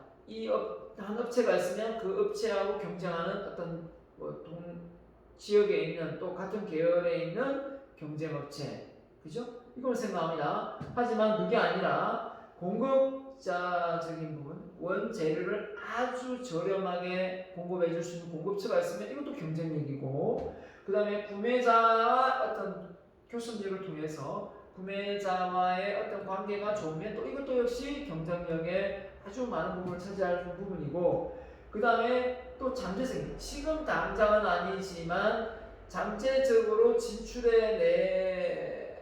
진출해서 위협을 가할 수 있는 또 그런 부분이 있겠죠. 그런 경우도 있고, 우리가 가지고 있는 회사의 제품에 대체품이 있어서 또 경쟁이 될 수도 있는 부분이거든요. 이런 부분까지 다 분석을 해서 대비책을 세워야 경쟁력이 있는 그런 기업으로서 성장을 꾀할 수 있다라는 개념인 겁니다. 그래서 마이크로소프트가 주장했던 거고요. 자, 그래서 한번 알아두시면 좋겠고요. 그리고 소비자의 항목입니다. 소비자의 항목이 어떻습니까? 지금 소비자가 생산자의 어떤 그 상황을 다 알고 있기 때문에 가격을 알고 있습니다. 그래서 공급자가 지금 이제 플랫폼을 이야기하면 소비자가 제품을 써서 그냥 돈을 내고 사용하는 게 아니라 소비자도 생산자가 되고 있는 상황이에요. 왜냐하면 이 플랫폼 시장을 또 만들어서 생산자가 만들어 놓은 그 제품이 자기가 소비자가 만들어 놓은 플랫폼 시장 거쳐가면서 중개 수수료를 받거든요. 그죠? 그런 상황에 놓여 있는 거예요. 그래서 이런 블로그나 페이스북이나 또 인스타그램이나 이런 다양한 어떤 플랫폼 시장을 통해서 다음이나 네이버 이런 플랫폼 시장을 통해서 뭡니까? 소개를 해서 그 중개 수수료를 챙길 수 있는 이런 상황이 된 거죠. 그래서 분명히 말하지만 진짜 곰은 재주를 부리지만 소비자는 나는 뭡니까? 그 재주를 부릴 수 있는 곰도 없고 소비자만 연결시켜줘서 서로가 곰 재주를 부릴 수 있는 영상을 보여주고 이 소비자는 여기서 수수료를 내면서 그죠? 수수료를 그냥 받고 이 스스로가 양 사이드에서 광고 수익을 또 꾀할 수 있는 부분이 있거든요. 그게 바로 유튜브 아닙니까? 유튜브 하나의 사이트를 만들어 놓고 그죠? 그 채널을 통해서 뭡니까? 채널을 통해서 광고 업체가 들어오게 하고 소비자들은 거기 와서 자유롭게 자기 영상을 올리고 또 거기서 소비자도 수익을 발생하고 그래서 이런 컨슈머 상황이 된 겁니다. 소비자인 생산자가 되는.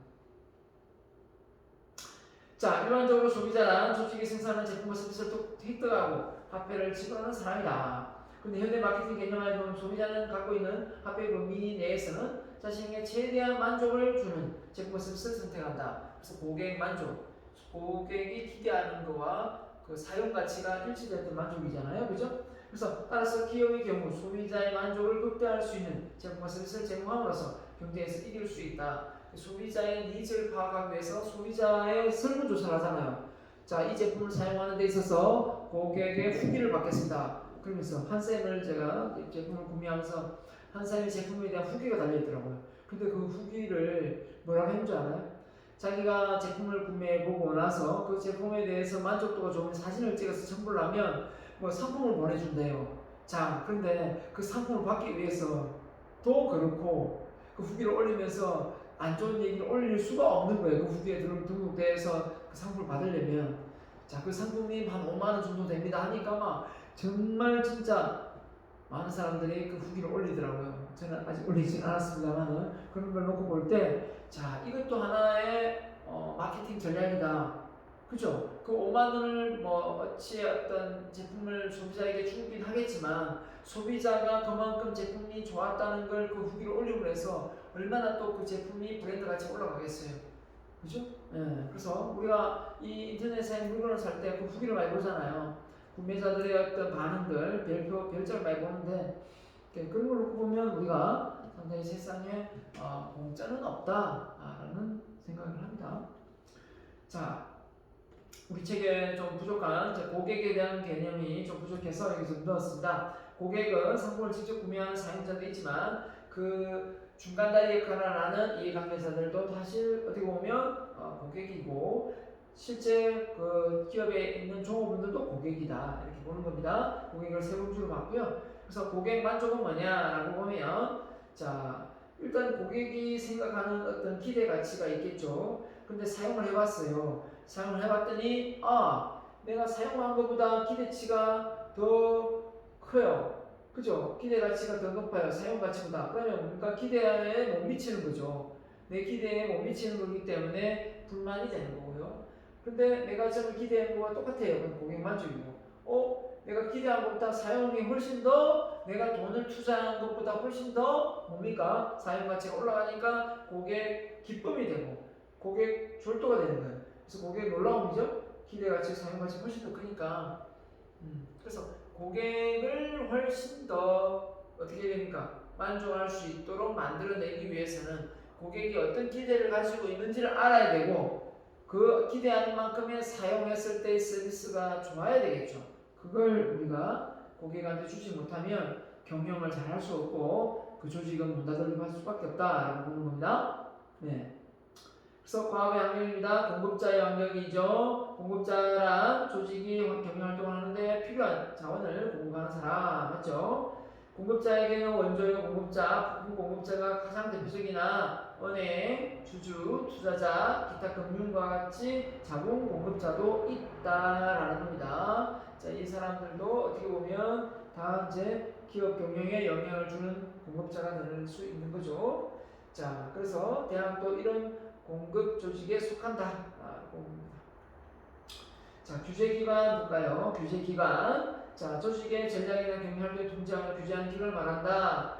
따라서 규제기관도 조직의 활동에 상당한 영향을 미친다. 그래서 규제가 정부의 일부인 규제기관이 있고 사회 이해 집단에 형성된 규제기관이 있다. 그래서 민간단체들이 막 반대해가지고 그 기업의 불매운동으로 벌리는 경우도 많이 있으니까요. 그래서 단순히 정부가 운영하는 어떤 시스템 속에 규제만 있는 건 아닙니다. 요즘에 소비자 단체가 상당히 많잖아요. 노동공기업진흥청이나 환경청, 노동부 산하의 기관, 소비자보호원, 국립보건원, 국립경사소, 소비자보호연맹, 국민노동자연맹, 각종 NGO 단체, 국내이버스, 졸업부산 이렇게 되어 있는데요. 이런 많은 사람들이 모여있는 그 집단의 힘이라는 것은 이루 말할 수 없이 큽니다.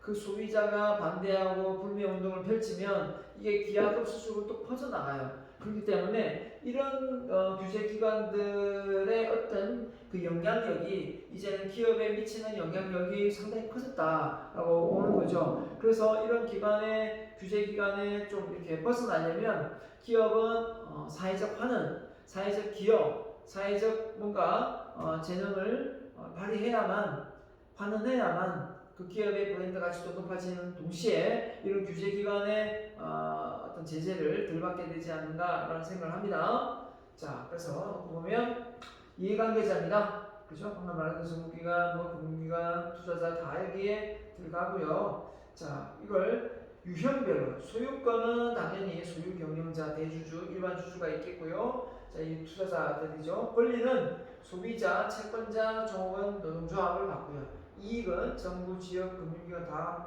이제 보는데 노조, 연합, 자연 및 생태환경 이렇게 구분해놨습니다. 크게 중요한 건 아닌데 이렇게 돼 있다는 거예요. 자, 이해관계자들이 추구하는 어떤 사항을 보면 정부 같은 경우는 아까 독점이나 이런 걸 해서 못하게 하게끔 한다 했잖아요. 완전 경쟁을 원하는데 불완전 경쟁이 시작되겠지만 이걸 어떻게든 과점이 되지 않도록 막아야 되겠죠. 그래서 독점하지 않도록 막아야 될 것 같고, 자, 그래서 강제적 집중, 경제적 집중, 불법 로비 이런 걸 없애려고 할 거고, 지역사회 발전은 고용이나 소득 어떤 전대를 위해서 문화, 교육 활동 이런 거 많이 할 거고, 주주들은 투자 대비 같이 이익을 많이 보기 위해서 자, 이런 회사를 이제 선정해서 배당을 많이 주는 회사 또 이제 할 거고 또 주주로서의 어떤 경영 감시 활동을 할 겁니다. 그렇죠? 여러분이 주식을 하는지 모르겠지만 주식하다 보면 간혹 삼성 있고 삼성 그죠? 우가 있잖아요. 그 삼성하고 삼성 우가 뭔 차이인 줄 알아요? 자, 일단 그냥 일반 보통주하고 우선주거든요. 우자에서 우선주 우자예요. 보통주는 의결권이 있어요. 투표권이 있는 거죠. 근데 삼성전자 우는 의결권이 없어요. 그냥 투자만 하는 거예요. 그 대신 배당을 많이 받죠. 자, 그런 차이점이 있습니다. 아무튼 소비자의 영향력이 훨씬 커졌다라고 볼 수 있는 거죠. 소비자의 영향이 커져가지고 자 그래서 이 허위 광고 이런 부분도 이제 우리가 기업이 하는지 안 하는지를 감시 활동을 다 하죠. 예, 그래서 이걸 또 다 언론에 퍼뜨리고 하면 바로 그냥 그죠? 예, 어느 한 기업을 하루아침에 이게 평가 전환시키는 건 문제가 없습니다. 자, 종업원들도 역시 마찬가지입니다. 이제 이 구성원들이 뭐 바로 다이렉트로 밑에 뭐 과장, 부장 이런 절차를 거치지 않고도 바로 뭐 사장, 회사, 이사 뭐 이런 쪽에 메일을 보내가지고 어떤 상황을 보고하는 어떤 이런 체계가 구축되어 있습니다. 그러다 보니까 그 한 사람 한 사람을 어떻게 보면 예전으로 보면 말단 직원이 돼가지고 좀 함부로 대하거나 그런 점이 있었다면 지금 어떻습니까? 그런 시대는 이미 지나갔습니다. 이제는 그 고객 한 사람이 결국은 사회 전체, 기업 전체 이미지다 생각하고 잘 관리하고 소통해야 된다. 원수를 만들면 안 된다. 라고 저는 생각합니다. 그래서 환경의 종에서 사회적 기대 수준 빼기 활동 가치 성과, 기업 활동 성과치. 자, 결국은 사회적 이슈가 되는. 이게 무슨 말이냐면 기업이 이제 사회적 기대 수준에 영향을 주면 활동을 하겠죠. 이 사회가 기대하는 바가 있는데 기업이 활동을 하는 게 더 많으면 사회적 이슈가 어떻겠습니까? 안 되겠죠. 여기가 많으니까. 근데 사회적 기도가 되게 높은데 기업이 활동을 많이 못해요. 그러면 사회적 기대에 못 미치겠죠? 기대에 못 미치니까 사회적인 이슈가 되는 거예요. 그럼 그 기업이 사회적 이슈가 되면 뭐 해외 감사도 들어올 수도 있고 상당히 부정적인 게 언론을 통해서 또 이렇게 보도가 될 수 있겠죠. 그러면 다시 또 소비자가 그 회사 제품과 서비스를 구매 운동을 할 수가 있는 부분입니다. 그래서 이 부분은 사회적 기대 수준, 이슈에 대한 정의입니다. 알아두세요. 시험 나올 수 있습니다. 사회적 기대 수준과 기업의 활동 성과치가 빼기했을 때 이 부분이 높아지면 사회적 이슈가 되니까 이 부분이 마이너스가 되는 게 훨씬 더 사회적 이슈가 안 됩니다. 더 기업이 많은 활동을 통해서 어떻습니까? 사회적인 기여를 하고 지역사회 발전에 도모한다면 사회적 이슈가 안 되죠. 문제가 되지 않는 거죠. 그래서 기업을 운영하는 입장에서는 어떻습니까? 이해관계자들과 잘 소통하고 문제점이 커지지 않도록 만드는 게 제일 중요합니다. 그죠? 자, 디지털 경쟁 시대의 디지털. 자, 볼까요? 자, 디지털이 아날로그에서 디지털로 이렇게 바뀌는 건데 연속적인 아날로그 신호 0과 1을 빅트로 조합하여 나타내는 기술적인 개념이다 이렇게 표현했는데 자, 이 디지털 시대의 특징이 뭐냐? 광속성, 빛과 같은 속도로 이동하면서 정보를 전달한다. 자, 이것 때문에 우리가 오늘날에 내가 알고 있다는 이 지식이 그죠? 여러분이 대학을 통해서 배웠던 그 지식이 예전에 많은 분들이 10년, 20년 활용 가능했던 그 지식이 이 정보 기술의 발달로 여러분이 알고 있던 그 지식이 뭐 한 몇 개월 내내 심지어 몇 년 내내 몇 개월 모르고 몇 년 내에 그냥 완전히 새로운 정보로 다시 채우지 않으면 그 시대에 발맞춰 나갈 수 없을 정도가 되어버리는 상황이 된다. 그만큼 많은 정보가 지금 쏟아지고 있다. 그렇게 보면 됩니다. 예를 들면 그 컴퓨터 공학과 학생들이 한 군대 가기 전에 배우고 한 1학년, 2학년 배우고 있다가 군대를 딱 2년 갔다 오니까 3년 갔다 오니까 3년이지 그때는 3년 갔다 오니까 책이 완전히 다 바뀐 거예요. 그래서 자기가 1, 2년 배웠던 게 싹 뭡니까 바뀌는 책도 다 바뀌는 그런 상황을 놓고 보면 정말 빨리 바뀌었다고 얘기했지만 지금은 더 하죠. 더 합니다. 빠른 속도가 무한 반복 재행성. 자, 그래서 반복 사용해도 정보가 줄어들거나 질이 떨어지지 않는 상황. 맞죠? 유튜브를 많이 본다고 해서 예전에는 비디오를 많이 보면 이제 그죠? 이 아날로그의 비디오를 많이 보면 비디오 탭이 늘어났었어요. 지금 유튜브를 우리가 많이 튼다고 해서 영상을 많이 본다고 해서 화질이 나빠지거나 이런 건 없잖아요. 근데 이런 걸 얘기하는 겁니다. 조작과 변형의 용이성, 정보 가공이 쉽고 다양한 형태로 변형이 가능하다. 저도 어떻게 보면 컴퓨터 이 3차 어떻게 보면 전기의 2차 산업에서 3차 산업의 이 화이트 시대에서 이제 이게 정보화 사회가 넘어왔잖아요. 그러면서 3차 산업에 이 컴퓨터가 보급이 안 됐었다면 저도 어떻게 보면 외부 활동을 하는데 많이 어려움이 있었을 거예요. 이 컴퓨터를 통해서 작업을 하고 찾고 자료를 수집하고 자료를 만들고 이걸 만약에 인터넷에 보급이 없이 그냥 이게 자료를 찾았다 도서관에서 그래서 논문을 쓰고 했다. 정말 어려웠을 것 같아요. 그 발전도 없었을 것 같고.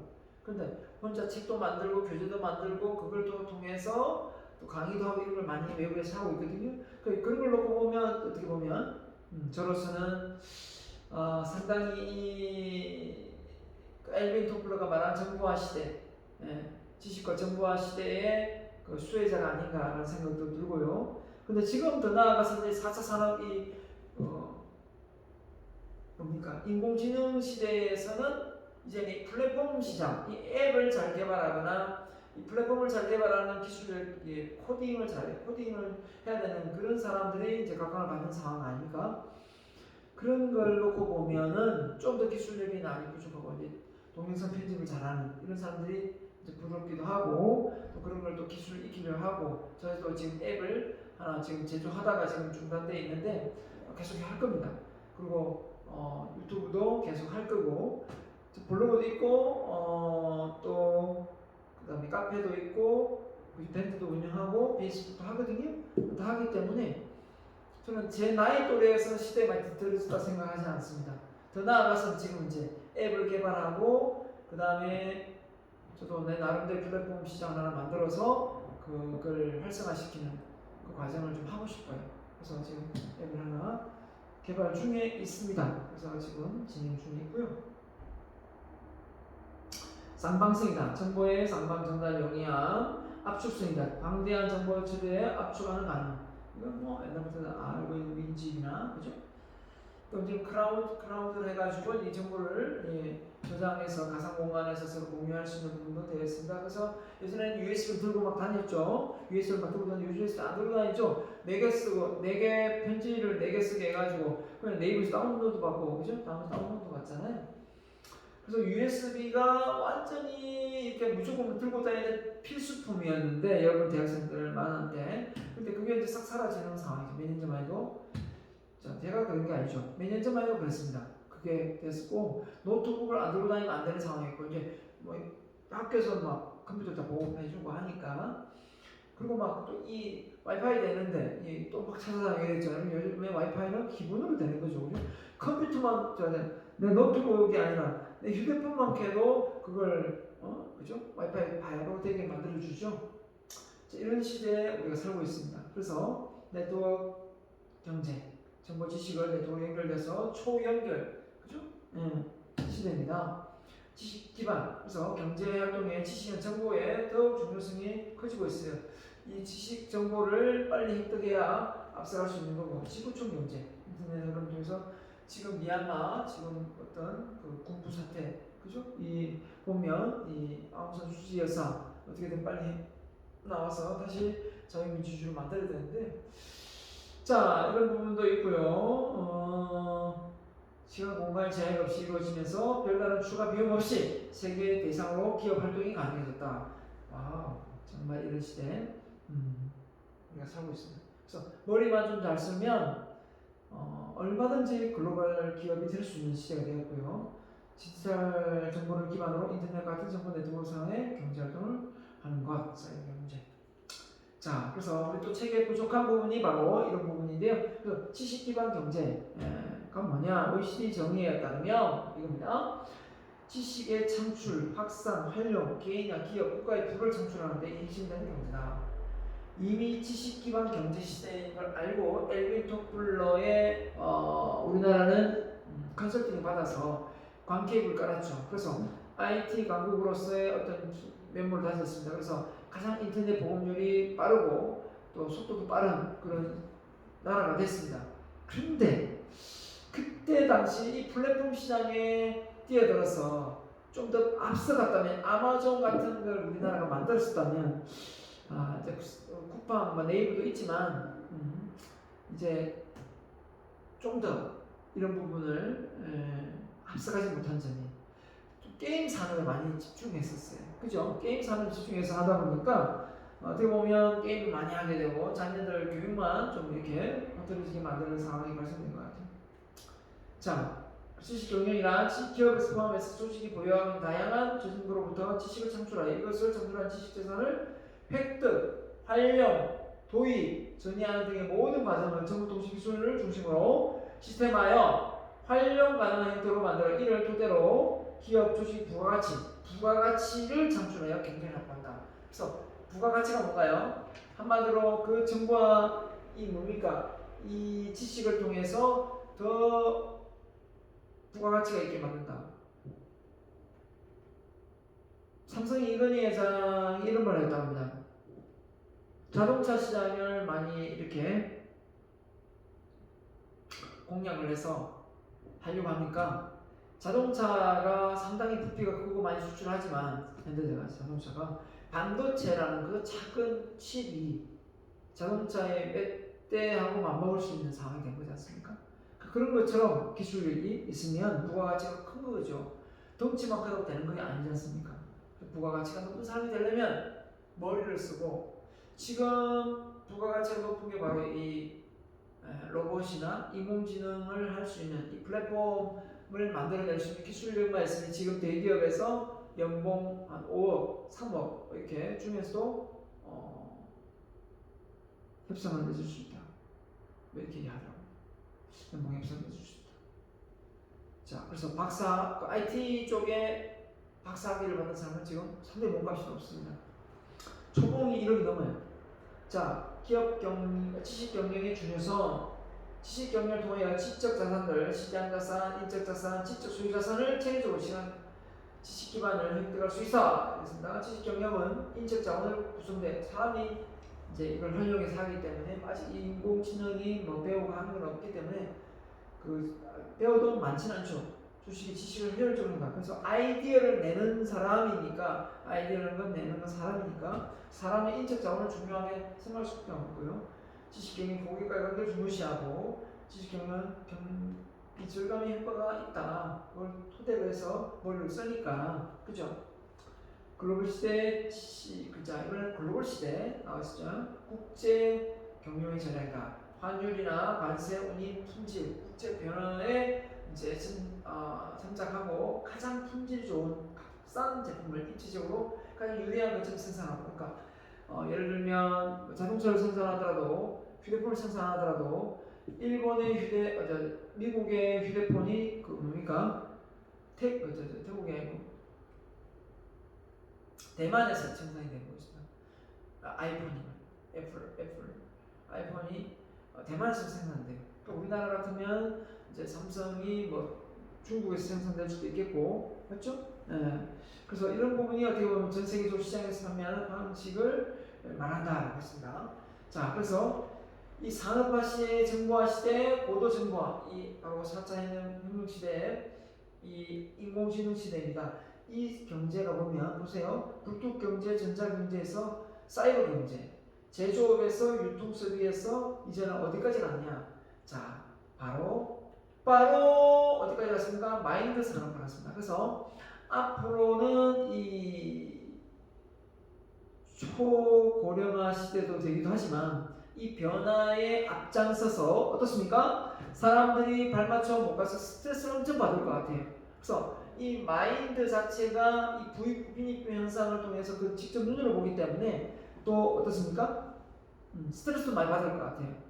그래서 잘 사는 사람, 잘 사람, 못 사람, 못 사람 이게 빈부의 격차가 심화될 것 같고 그게 따라서 이 마인드 산업 사람의 마음 수련하고 평온하게 만들어주고 이런 경제가 앞으로 서비스 산업이 떨지 않을까 이런 걸 AI 인공지능이 하기는 로봇이 하기는 좀 한계가 있다 아직까지는 될지 모르겠지만 그런 부분에서 자 제조업이 유통 서비스업이 마인드 산업으로 연결된다. 그래서 블루 칼라, 화이트 칼라, 골든 칼라인데 이 왜 칼라가 이렇게 됐냐? 자 정보화 시대에서 이 화이트 칼라, 이 넥타이 부대를 의미하고 블루 칼라는 산업 시대에서 이제 이 전기기관, 이 전기로 활용했을 때 이때는 이제 힘 있는 좀 이렇게 청바지를 입고 광산에서 일하는 이런 쪽이었거든요. 자, 그렇다면 이 골든 칼라는 뭘 의미하느냐? 유연성. 그러면 먹이면 어느 거든 다 만들어낼 수 있잖아요. 유연성이에요. 유연성. 그래서 창조 자본주의고 정보 자본주의고 자본주의. 돈 많은 사람이 파워가 있었고 지식적으로 머리에 든 게 많으면 파워가 있었다면 이제는 새로운 아이디어를 많이 내는 사람이 부를 독차지하는 그런 시대가 되었다. 사람 마음을 읽을 수 있는 마음 경제다. 네. 소비자의 마음을 읽어내야 된다. 소비자의 그 마음을 읽고 부가가치가 그죠? 예, 가치가 높은 제품과 서비스를 만들어내야 된다. 무엇을 필요로 하는가 이걸 제대로 알고 있어야 되겠죠. 그래서 디지털 경제 시대의 경제 환경, 새로운 산업의 패러다임의 경쟁이다. 자, 다양한 정보, 음성, 영상, 데이터를 네트워크를 통해 쉽게 공유해서 시장에서 경쟁 구조를 바꾸고 있다. 맞죠? 그래서 이 정도의 기술력이 이렇게 되면 보급됨에 의해서 쉽게 이제 다른 데서 보고 배울 수 있는 상황이 됐고요. 기업, 소비자, 정부의 변화. 디지털 경제가 확산될수록 기업들은 새로운 상품, 새로운 생산, 경영 방식, 새로운 고객을 창조해야 경쟁에서 살아남을 수가 있다. 다 플랫폼 시장에 뛰어드는데 그걸 못 따라가면 결국 안 되듯이 말입니다. 새로운 사회 문화, 정보 단말기, 컴퓨터, 정보 네트워크, 지역, 개인 간의 정보 격차, 인터넷 외술, 또 비방, 자 이것 때문에 지금 난리죠.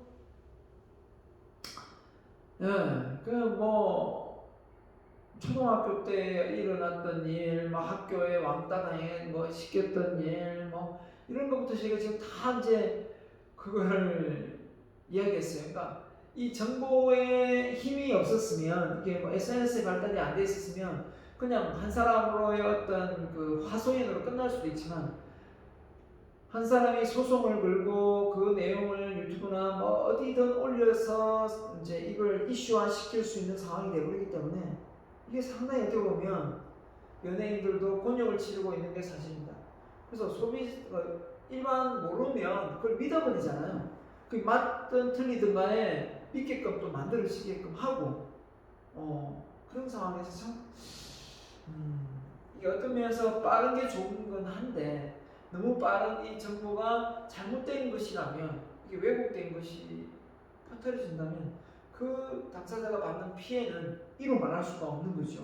이런 점에서 부작용이 아닌가 생각합니다. 이 비즈니스 도입으로 인터넷 보호 기술의 활용, 그래서 경제활동 수, 발주, 생산 이런 모든 부분에서 아주 전체적으로 동시다발적으로 처리할 수 있는 상황이 되어버렸습니다. 그래서 문서 결제가 아니라 다 전자 결제. 은행에 갈 일이 없죠, 그죠? 가서 얼마 적고 그죠? 번호표 뽑아가 줄 서가지고 뽑는 게 아니라 지체시키고 이랬잖아요. 지금은 딱 앱에서 깔아서 주소리도 안 걸죠. 바로 착착 이렇게 넘어가는 걸 보면 대단한 거죠. 속도가 엄청 대단합니다. 자, 그런 시대에 살고 있습니다. 그래서 산업화 시대, 디지털 시대의 변화. 자, 이 정도는 좀 알아둬야 되겠죠? 이 변화의 차이가 결국은 이 지금의 환경의 차이고 이걸 이해를 하고 있어야 이게 발맞춰서 우리가 디지털 환경에 극복을 할 수 있겠죠. 자, 그래서 점진적 변화가 되면 급진적. 점진적이라는 건 변화가 어느 정도 예측이 가능했다는 거죠. 근데 예측을 할 수가 없던 거예요. 자, 산업, 자본가, 신용 자본가, 자본가가 돈을 투자하면 그 돈으로 이제 그 기업이 운영되는 그런 게 아니라 시식과 정보, 시식 근로자가 대우받고 그 인권이 상당히 중요하게 대두됐고요. 능력만 되면 대기업에서 석사, 박사 다 보내주지 해외에. 자, 그 다음에 노동 자본이 중요했다면 기술 정보, 지식 중요하고요. 자, 왜냐 힘 있는 그런 일 잘하는 그죠? 또 돈을 많이 투자할 수 있는 자본 이런 거였다면 기술력, 정보력, 지식 이런 쪽이고요. 휴먼 캐피탈 사람이 이제 자산인 거죠. 자, 맨파워 힘 있는. 자, 그다음에 멀티 다중 작업을 할 수 있는 이런 부분이 되고요. 그다음에 단순 반복적인 노동이었다면 고정된 업무가 아니라 이제 어떻겠습니까? 재택근무.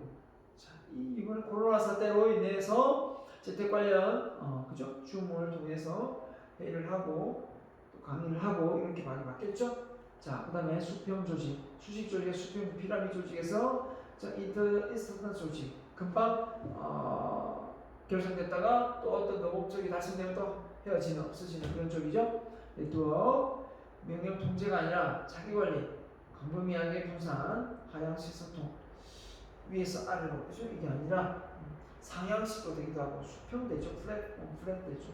플랫돼서 평평하게. 자, 다품종 소량 생산, 대량 생산했죠.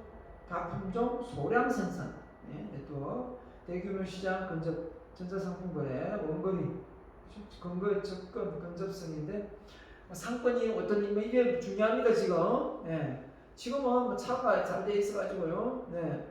또 이게 뭐 맛집 이렇게 선정되면 뭐 어디든 찾아가서 앱으로 갑니다. 제조업 중심에서 생산 중심에서 서비스 중심, 소비자 중심 이렇게 바뀌었습니다. 대기업 중심에서 벤처, 중소기업 역할도 상대되고 있다. 물론 대기업이 많이 활성화되어 있긴 하지만 우리나라 아직까지 이렇게 분위기는 이제 흘러가고 있다. 점점 쪼개지고 가고 있다. 이렇게 보이게 되겠습니다. 네. 자, 4차 산업혁명이 무엇인가? 이게 이제 다보스 포럼에서 이제 처음으로 4차 산업혁명이라는 게 거론이 됐었습니다. 자, 그래서 이 인공지능, artificial intelligence, 그죠? 인공지능, 이 기계학습, 로봇공학, 나노기술, 3D 프린팅, 유전학, 생명공학, 기술력 같이 이전에는 단절되어 있던 분야들이 경계를 넘어 융합, 복합을 통해 나아가는 발전해 나아가는 기술 혁신의 패러다임이다 이렇게 했습니다. 자, 그래서 이런 4차 혁명 시대의 데이터들이 인공지능화 되면서 플러스 되면서 이걸 통해 빠르게 보급되죠. 그래서 제조업이 통신기술의 발달로 ICT, 정보통신기술이 합쳐져서 이 3D 프린팅, 지능형 로봇, 스마트 공장 이런 생겨되면서 이 일자리가 사람의 인력이 많이 축소되었죠. 네. 서비스부도 맞춤 서비스, 그렇죠? 미리 예약하고 어떤 상황 다 알고 이렇게 만나기도 하고 그죠? 자, 뭐 어떤 그 제품도 탁탁탁 이렇게 소비자가 원하는 쪽으로 이렇게 구색에 맞게 하고요. 그 다음에 공공 서비스, 빵, 치안 이런 부분도 다 이렇게 AI가 보급되고 인공지능화되고 있습니다. 그래서 뭐 이미 도로의 상황을 고려해서 신호등이 바뀌거나 교통체계가 바뀌고 있고요. 좀 있으면 이제 무인 자동차가 나올 거고 지금 상황이 고용의 단순 반복적 일자리가 감소할 수밖에 없고 삶의 질은 자동차 지능화, 편의성, 개인 맞춤 서비스, 개인 후생 어떤 증가로 인해서 이제는 소비자의 힘이 더 강해질 것이다. 소비자가 곧 생산자가 될 것이다. 이런 거 보는 겁니다. 자, 그래서 1차 전기기관, 2차 전기, 3차 정보 컴퓨터, 4차 인공지능, AI, 빅데이터 이런 쪽이고요. 그래서 이걸 원인은 기계화다, 전기다, 정보화다, 지능화다 이렇게 보는 겁니다. 산업화, 대량 생산, 자동 생산 뭡니까? 자율화. 네. 자, 이때는 영국의 성유고 이거는 뭡니까? 2003년 전기 나올 때는 컨베이어, 미국의 헨리 포드의 컨베이어 벨트 시스템, 그죠? 이런 거고요. 대량 생산이었죠. 그 다음에 헨리 포드 자동차. 그 다음에 3차 산업은 뭡니까? 인터넷 기반으로 그죠? 글로벌 IT 강국.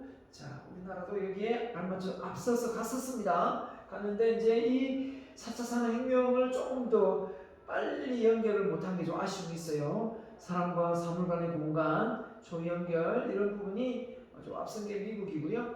일본 우리보다 더 뒤쳐졌고요. 중국이 또 이걸 많이 앞서가고 있어요. 안타깝습니다. 우리가 좀 케이블이 많이 깔려 있고 인터넷이 이렇게 빠르게 돌아갈 때 이걸 먼저 선점했었으면 어땠을까라는 생각을 좀 많이 하고 있거든요. 기계화, 전기화, 정보사회, 지능화 이렇게 되겠습니다. 자, 가볼게요. 그래서 4차 산업의 주요 기술입니다. 인공, AI입니다. 정말 많이 앞으로 듣게 될 거고 이런 기술력이 결국은 컴퓨터적인 사고, 학습, 자기개발 이 모든 분야를 이 AI 기술이 도입되어서 어떻게 보면 컴퓨터공학, 정보기술이 한 분야다 이런데 산업에서 딥러닝, 기계학습과 빅데이터가 기반한 인공지능 관련 시장이 급성장할 것이다. 네.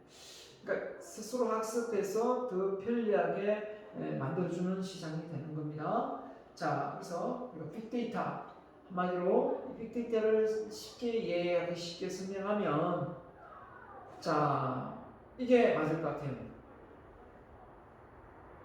고등학생을 둔 대학생인가요? 대학생을 둔 아버지가 졸업을 안 했습니다. 근데 그 사례는 고등학생이었던 것 같아요. 고등학생인데 딸의 앞으로 그 유아용품이 선물이 왔어요. 근데 아빠 깜짝 놀랐겠죠. 유통회사에서 선물이 왔는데 이게 왜 왔냐. 딸이 지금 고등학생이고 이 애기를 놓을 상황이 아닌데 그런 유아용품에 관련된 어떤 이런 서비스가 왔으니까 관련 카탈로그에 오기도 하고 관련 제품이 좋은 게 서비스가 오기도 하고 이랬는데 나중에 알고 봤더니 이 딸이 임신을 한 거예요. 그걸 어떻게 알았냐? 아버지도 몰랐는데 그걸 알게 된 이유는 뭐냐면 딸이 검색을 한 거죠. 인터넷에서 유아용품부터 시작해가지고 그게 이제 다 흔적이 남아가지고 이 고객은 지금 무엇에 관심이 있다 이걸 알게 된 거죠. 그걸 서비스해가지고 제품을 또 홍보한다고 이 카탈로그 보내고 하다 보니까 들통난 거죠. 그게 바로 빅데이터입니다. 빅데이터. 그래서 이 지금 트렌드가 무엇인지 검색어만 보고 알 수가 있고 또 무엇에 관심 있는지도 알 수도 있고 이걸 다 데이터를 분석해서 흔적이 남기 때문에 알 수가 있다는 거예요. 그러니까 어떻게 보면 데이터를 통해서 소비자의 니즈를 파악하기 때문에 그만큼 소비자가 원하는 서비스가 기업에서 만들어줄 수 있는 거죠. 그렇기 때문에 경쟁력이 있는 거죠. 안 그렇겠습니까? 네, 그게 빅데이터입니다. 자, 그래서 어떻게 보면 이런 데이터가 잘 처리되어 어떻게 보면 잘 활용되어질 수 있는 이런 역할을 해줄 수 있다. 그냥 따로따로 떨어져 있을 때는 단순히 그냥 쓰레기 같은 그냥 덩치만 상관한 그런 보잘것없는 데이터지만 그게 취합하고 모아졌을 때는 어떤 카테고리 안에 어떤 솔루션을 통해서 이게 분류가 될 때는 이게 또 완전히 부가가치를 만들어내는 그런 역할을 해낼 수 있는 겁니다. 그렇죠? 자, 그래서 3월 인터넷, 자, 인터넷 AI를 통해서 이게 이제 움직일 수 있는 거지 않습니까? 상호 연결해가지고 인공지능 스피커, TV 틀어줘, TV 틀어줘, 그죠? TV 꺼줘, TV 전등 꺼줘, 전등 켜줘, 이거 다 되지 않습니까? 유행가 틀어줘, 이거 되고, 쟤는 내비게이션한테 그죠? 힘으로 보기도 하고, 하여튼 휴대폰에도 되기도 하고, 사이버 그죠? 물리 시스템, 자 의료 로봇 이런 물리적인 시스템, 사이버 공간으로 소프트웨어 및 주변 환경 실시간 통합, 자 그래서 의료기기 그죠? 네. 자 3D 프린팅 잘 할 거고요. 네, 꼽아서 이제는 모든 모형들을 3D 프린팅, 자동차 앞으로 3D 프린팅으로 만들어버리면 빨리 만들 수 있겠죠. 제조기술, 건설업 모든 것이 다 여기에 지금 놓여 있습니다. 네, 그렇기 때문에 제품을 만드는 속도가 3D 프린팅으로 해서 훨씬 빠르게 건물도 이 3D 프린팅식으로 지어지는 경우도 봤어요. 그죠? 자, 그 다음에 로봇공학 할 것이고 모든 것이 인공지능화 되면서 로봇이 또 하는 역할 많아지고 블록체인 방어력이죠. 네, 그래서 공공거래 장부 불미 가상화폐 그럴 때 발생할 수 있는 해킹 막는 기술. 네, 그래서 이런 블록체인 기술이 있기 때문에 비트코인이 해킹 당하지 않고 가상화폐로서의 지금의 7천만 한다고 들었습니다. 7천만 그죠? 네. 합성 생물학, 유전공학 이런 부분 DNA를 통해서 유기체 제작할 수 있는 심장병, 암, 난치병 이런 걸 각 세포 분열을 통해서 그죠? 그 세부 취급제로 활용할 수 있는 부분, 앞으로 이런 유전자 관련 주식도 뜰 것이고 기술도 발달할 것이고 그렇게 봅니다. 자, 그 444 협의 특징이 뭐냐? 초연결, 초지능하다. 그죠? 초연결, 하이퍼 커넥트는 하이퍼 인텔리전스 지능이다.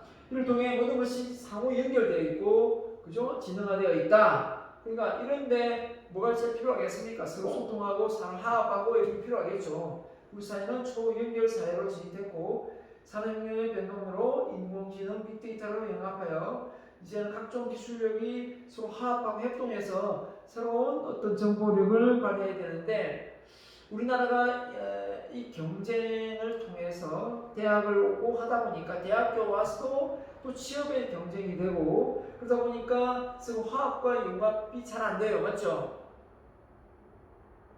그런 점에서 어떻게 보면 우리나라 교육이 많이 바뀌어야 되지 않는가. 조편성에서 서로 의견 나누고 서로 자기 생각 조율하면서 또 이렇게 앞서 사람은 직설적인 말보다는 이 간접 화법을 써서 서로 마음 상하지 않게 소통 잘하는 이런 전략도 필요한데 우리 지금 못하고 있죠.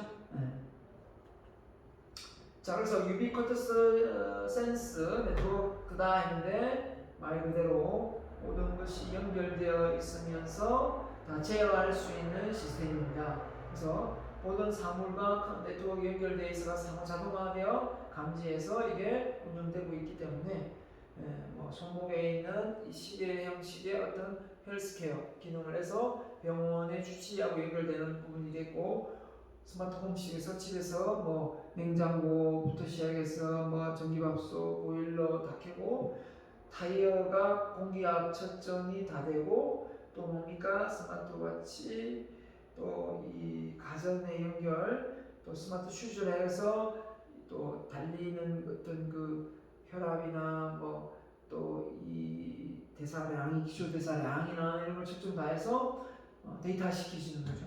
이런 걸 다 가능하니까 어떻습니까? 상당히 우리가 몸도 건강해지고 또 편리해지고 또 사전의 안전을 예방할 수 있고 또 편리해지기 때문에 먼 거리에서 원격으로 다 제어할 수 있는 이런 부분들이 있습니다. 그래서 혈당 앞으로 헬스케어 시스템입니다. 혈압, 심전도 다 해서 이게 자동으로 서버 연결되고 병원하고 연결되면서 약이 올 수도 있고 집으로 약이 배달될 수도 있고 건강검진 받으라고 어디 위치도 가르쳐줄 수도 있고 병원도 지정해 줄 수도 있고 나도 모르는 병을 다 이렇게 검진해서 내 피만 탁 뽑아가지고 연결하면 다 연결될 수도 있고 이런 시대가 도래되어 가고 있습니다. 얼마 남지 않았습니다. 자, 이거 참 중요한 부분입니다. 여러분이 막 융합 그러니까 뭘 융합해야 되는지 잘 모르는 경우인데 뭐 융합이 있었나? 이런 생각을 많이 하는데 잘 보세요. 이건 시험에 나올 수 있습니다. 제품과 제품의 융합, 제품과 서비스의 융합, 서비스와 서비스의 융합 이렇게 있습니다. 보면 제품과 제품 융합은 복합, 프린트기와 복합기가 붙어가지고 팩스 기능 다 되고 복사하고 잘하십니까? 하이브리드는 이 결합이잖아요. 자, 스마트폰에 PDA, 카메라 이런 거죠. 전화기에 다 붙어 있죠. 자, 연결. 컨버전스는 융합입니다. 자, 체열하는 부분, 진단, 레몬 칩이라서 의료 장비, 이게 컨버전스 제품과 제품의 결합이고요. 그 다음에 제품과 서비스는 바로 정수기하고 이 렌탈 서비스, 장기로 뭐 3년, 5년 뭐 갚아 나가는 또 뭡니까? 이북, 책을 이제 전자책으로 만드는 거, 컨버전스 스크린 골프. 자, 컨버전 융합입니다. 골프인데 스크린을 통해서 친다 이거죠. 융합이고 책이 그냥 들어간 거고 정수기는 그대로 있고 서비스만 렌탈된 거고. 자, 서비스 볼까요? 방카슈랑스 바로 은행에서 돈만 그랬는데 보험까지 하고 IPTV 그죠? 하이브리드 TV하고 인터넷이 연결됐고 인터넷을 통해서 TV 영화도 보고. 자, 가상 피팅 한마디로 오프라인에서 내가 온라인 옷을 구매하지만 가상으로서 옷을 입어보기도 하고 이런 부분이 가상 피팅 바로 서비스와 서비스입니다. 그래서 내 사이즈 옷 몸무게 키 사이즈 넣고 가슴 둘레 넣고 하면 가상으로 내가 실제 옷을 입는 것처럼 입어볼 수 있는 상황이죠. 자, 이런 융합. 이 시대의 융합할 게 이제 시작이에요. 그래서 전혀 융합되지 않을 것 같은 게 융합되어서 새로운 비즈니스 모델이 만들어지기도 하고 있습니다. 그래서 불편하면 그 불편함을 편리함으로 만드는데 융합이 필요한 거죠. 뭐가 융합이어서 편리해지는가? 한번 보세요. 스파게티를 사러 가는데 스파게티 소스하고 스파게티 면이 따로 있다 생각해보세요. 같이 있는 게 낫겠죠? 삼겹살을 먹는데 삼겹살 상추가 필요한데 상추하고 깻잎이 따로 있다 생각해보세요. 같이 있는 게 낫겠죠? 그런 것처럼 이렇게 같은 진열을 해놓고 이렇게 하는 거고. 자, 그렇게 보면 우리가 이런 다양한 편리한 기능이 융합되어서 만들어지고 있다. 이렇게 보면 될 것 같고요. 방금 이야기한 대로 휴대폰, 연결 다 되고 청소기, 그죠? 물걸레 청소기, 영화 걸레하고 청소기 다 붙어 있죠. 샀더니 걸레하고 청소기 따로 샀는데 우리는 붙어가지고 있고 이제 한 대만 사면 될 뻔했는데 조금만 더 기다렸으면 되는데, 그죠? 운동화에 이런 나이키의 MP3가 붙어가지고 또 이제 음악도 듣게 되고 이런 옷에 그죠? 뭐 MP3 음악을 들을 수도 있게 입으면서. 자, 그래서 융합 기술의 개념이 뭐냐 이걸 적었죠. NT 바로 나노 기술이다. BT 바이오 기술이다. ST 바로 우주 스페이스 테크놀로지 우주 항공 기술 IT 정보 기술이고 CT는 뭔가요? 그렇죠. 융합 기술. ET는 환경 기술 되겠죠. 환경 기술 바이오 엔바이러먼트. 자, 넘어가겠습니다. 자, 그래서 지금 나옵니다. 이제 사이버 물리 시스템에서 기계 설비가 부품 제품이 그죠? 이렇게 바뀌고 리쇼링이 뭐예요? 이게 미국에서 했던 건데 이제 트럼프가 자국이 외부의 어떤 제품의 단가를 낮추기 위해서 나갔던 기업이 다시 불러들이는 거죠. 불러들여서 자국 내에서 이제 뭘 키우죠? 경쟁력을 키우기 위해서 또는 고용을 창출하기 위해서 리쇼링 하고 있습니다. 근데 이게 또 한계가 있습니다. 이게 계속 하다 보면 한계가 있기 때문에 이게 정답은 아니에요. 근데 너무 많이 나가도 문제, 안 나가도 문제. 온디맨드 서비스, 오토, 온라인 대 오프라인 서비스, 그 다음에 공유 제품 경쟁. 한번 보십시오. 하드웨어, 소프트웨어 스킬, 커뮤니케이션 협상, 기술력, 하드 스킬, 직무 역량.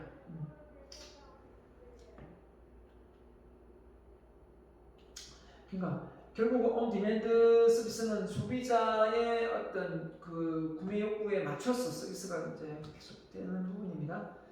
자, 그래서 기존의 어떤 생산과 소비자 이렇게 떨어져 있었다면, 유통 과정을 계속 떨어졌다면 이제는 결합되어 있어서 어느 쪽이 생산자고 어느 쪽이 소비자인지가 구분이 안 가는 그런 상황이 되어 있고, 이렇게 모든 과정이 기획, R&D, 제조, 마케팅에 연결되어 있어가지고 이렇게 쭉쭉 이렇게 순서대로 되어 있었다면 이제는 완전 짬뽕으로 돼가지고 정보를 서로 올려서 서로 이렇게 공유해서 빨리빨리 대처할 수 있는 상황이 발생된 겁니다.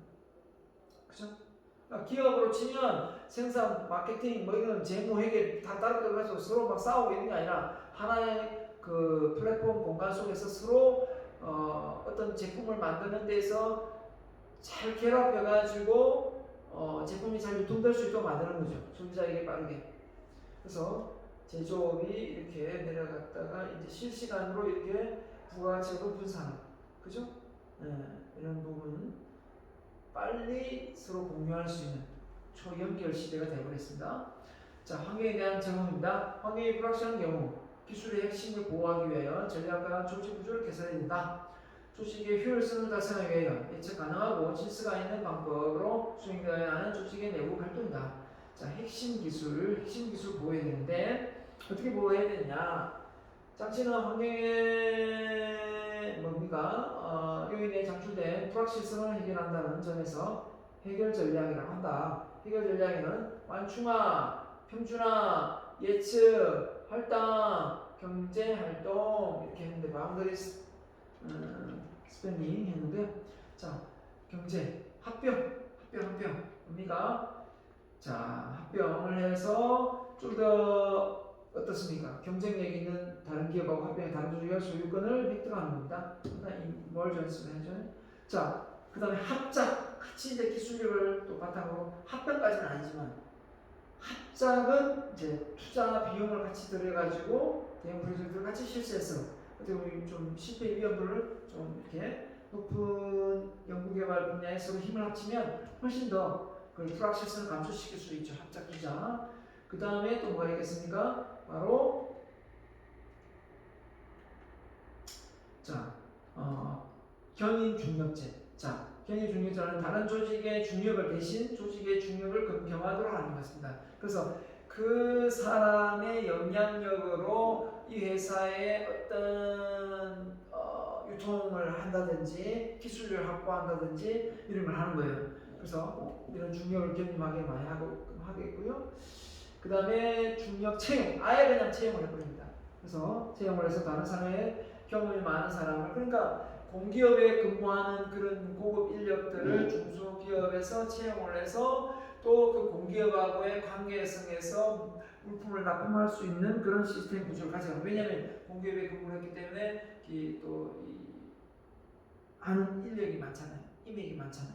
그렇기 때문에 그렇게 해서 중력 채용을 하는, 그러니까 공기업에 근무하다가 이게 좀 간부로 근무하다가 퇴직을 하면 거의 뭐 은퇴 이후에도 또 한 10년 더 이 일을 할 수 있는 그런 상황까지 발생됩니다. 환경의 우호적 관계, 광고 PR을 통해서 광고를 통해서 또 할 수도 있고요. 환경 자체 변경, 활동 영역 변경, 로비 활동, 또 뭡니까 산업 공동체 결성 이런 걸 통해서 어떻게든 기업이 외부 환경에 잘 적응할 수 있도록 하는 겁니다. 좋은 게 아니기 때문에 그죠?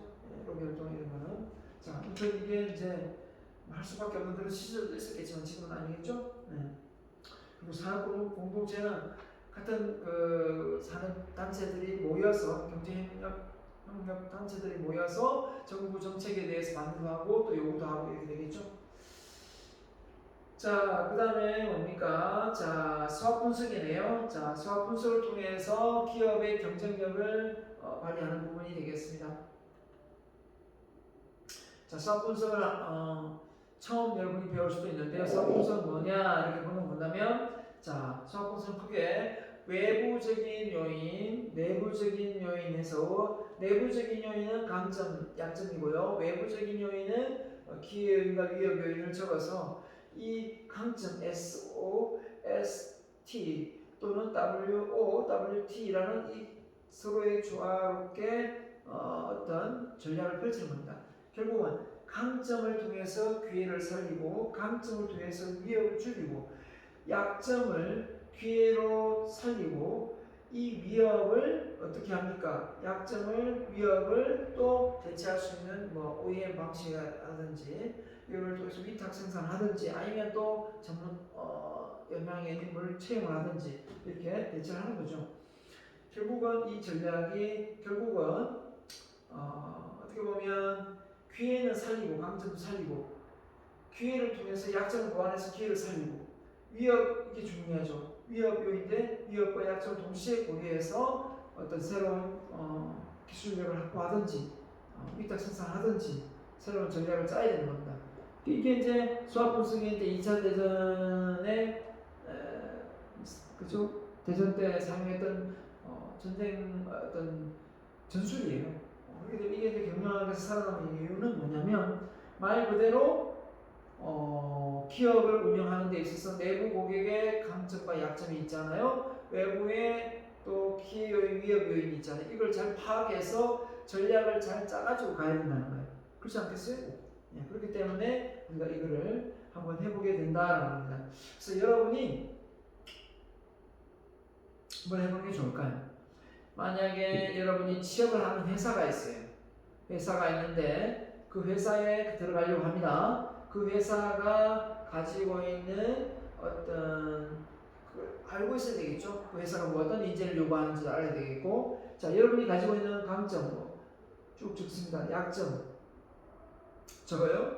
그 다음에 외부 환경에 그 기업이 처해 있는 어떤 외부 환경, 또 기업을 둘러싸고 있는 사회 문화 이런 걸 다 적어야 되겠죠. 그래서 적고 나서 만약에 봅시다. 들어가려고 합니다. 내가 가지고 있는 강점이 영어를 잘해요. 영어를 잘하는데 그 기업이 영어 잘하는 사람 우대를 합니다. 나의 강점은 기회를 살 수가 있겠죠. 근데 영어를 내가 잘하는데 위협 요인이 뭐냐면 지방 대학이에요. 맞죠? 외국 여기는 뭐 서울 인서울의 어떤 대학을 만약 위협을 해요. 뽑아요. 그럼 내가 이 강점 살려서 내가 정말 영어를 더 잘하고 이런 관련 쪽에 어떤 일을 했거나 경험이 있으면 이걸 줄일 수가 있겠죠.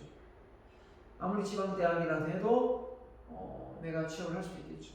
자, 약점이 있다면 또 내가 대인관계가 약해요. 근데 기회 요인은 대인관계가 폭이 넓고 인맥이 좋은 사람을 원해요. 그럼 내가 이 약점을 보완해가지고 여기에 들어갈 수 있도록 사람들과 동아리도 결성해서 어떻게 보면 내 인맥을 많이 넓히려고 노력해야 되겠죠. 자, 근데 나는 또 성격이 되게 좀 소심하고 이러고 또 여기는 또 지방 대학을 또 선호하지 않는 상황이 돼요. 맞죠? 위협 요인이. 그럴 경우에 나는 이 어떻게든 이 지방 대학이라는 걸 좀 더 벗어날 수 있는 스펙이 필요할 수 있겠고, 이 내가 성격이 소심하고 또 뭡니까 좀 인맥이 좁다면 인맥을 넓힐 수 있는 전략을 펼쳐야 되겠죠. 그런 전략을 또 적는 거예요. 그러려면 뭐 다양한 활동이나 해외 연수나 또는 뭡니까 또 새로운 어떤 경험과 기회를 많이 갖는 거죠. 자, 여러분이 이걸 작성해서 한번 여기다 적어보는 시간을 가졌으면 좋겠습니다. 이것도 내가 따로 올려줄게요. 올려줄 테니까 여러분이 취업한도 가정했을 때 나는 어떤 장점, 약점이 있고 어떤 기회 요인이 외부에서 있는데 그 기회를 못 살리면 내가 어떻게 전략을 세울 건가 해봐야 되는 거예요. 외부 환경도 잘 알아야 되겠고 지금 내가 취업을 하는데 그 회사가 요구하는 외부 환경은 뭐가 있는지를 알아야 되겠죠. 그걸 알아야 내가 가지고 있는 장점을 활용할 수도 있고 부족하다면 그걸 보완할 수도 있겠고 이렇게 되는 겁니다. 자, 이렇게 해서 4장 조직의 환경, 외부 환경에 대해서 배웠습니다. 자, 여러분 긴 시간 동안 강의 경청 수강해 주셔서 고맙습니다. 다음 시간에 뵙겠습니다. 감사합니다.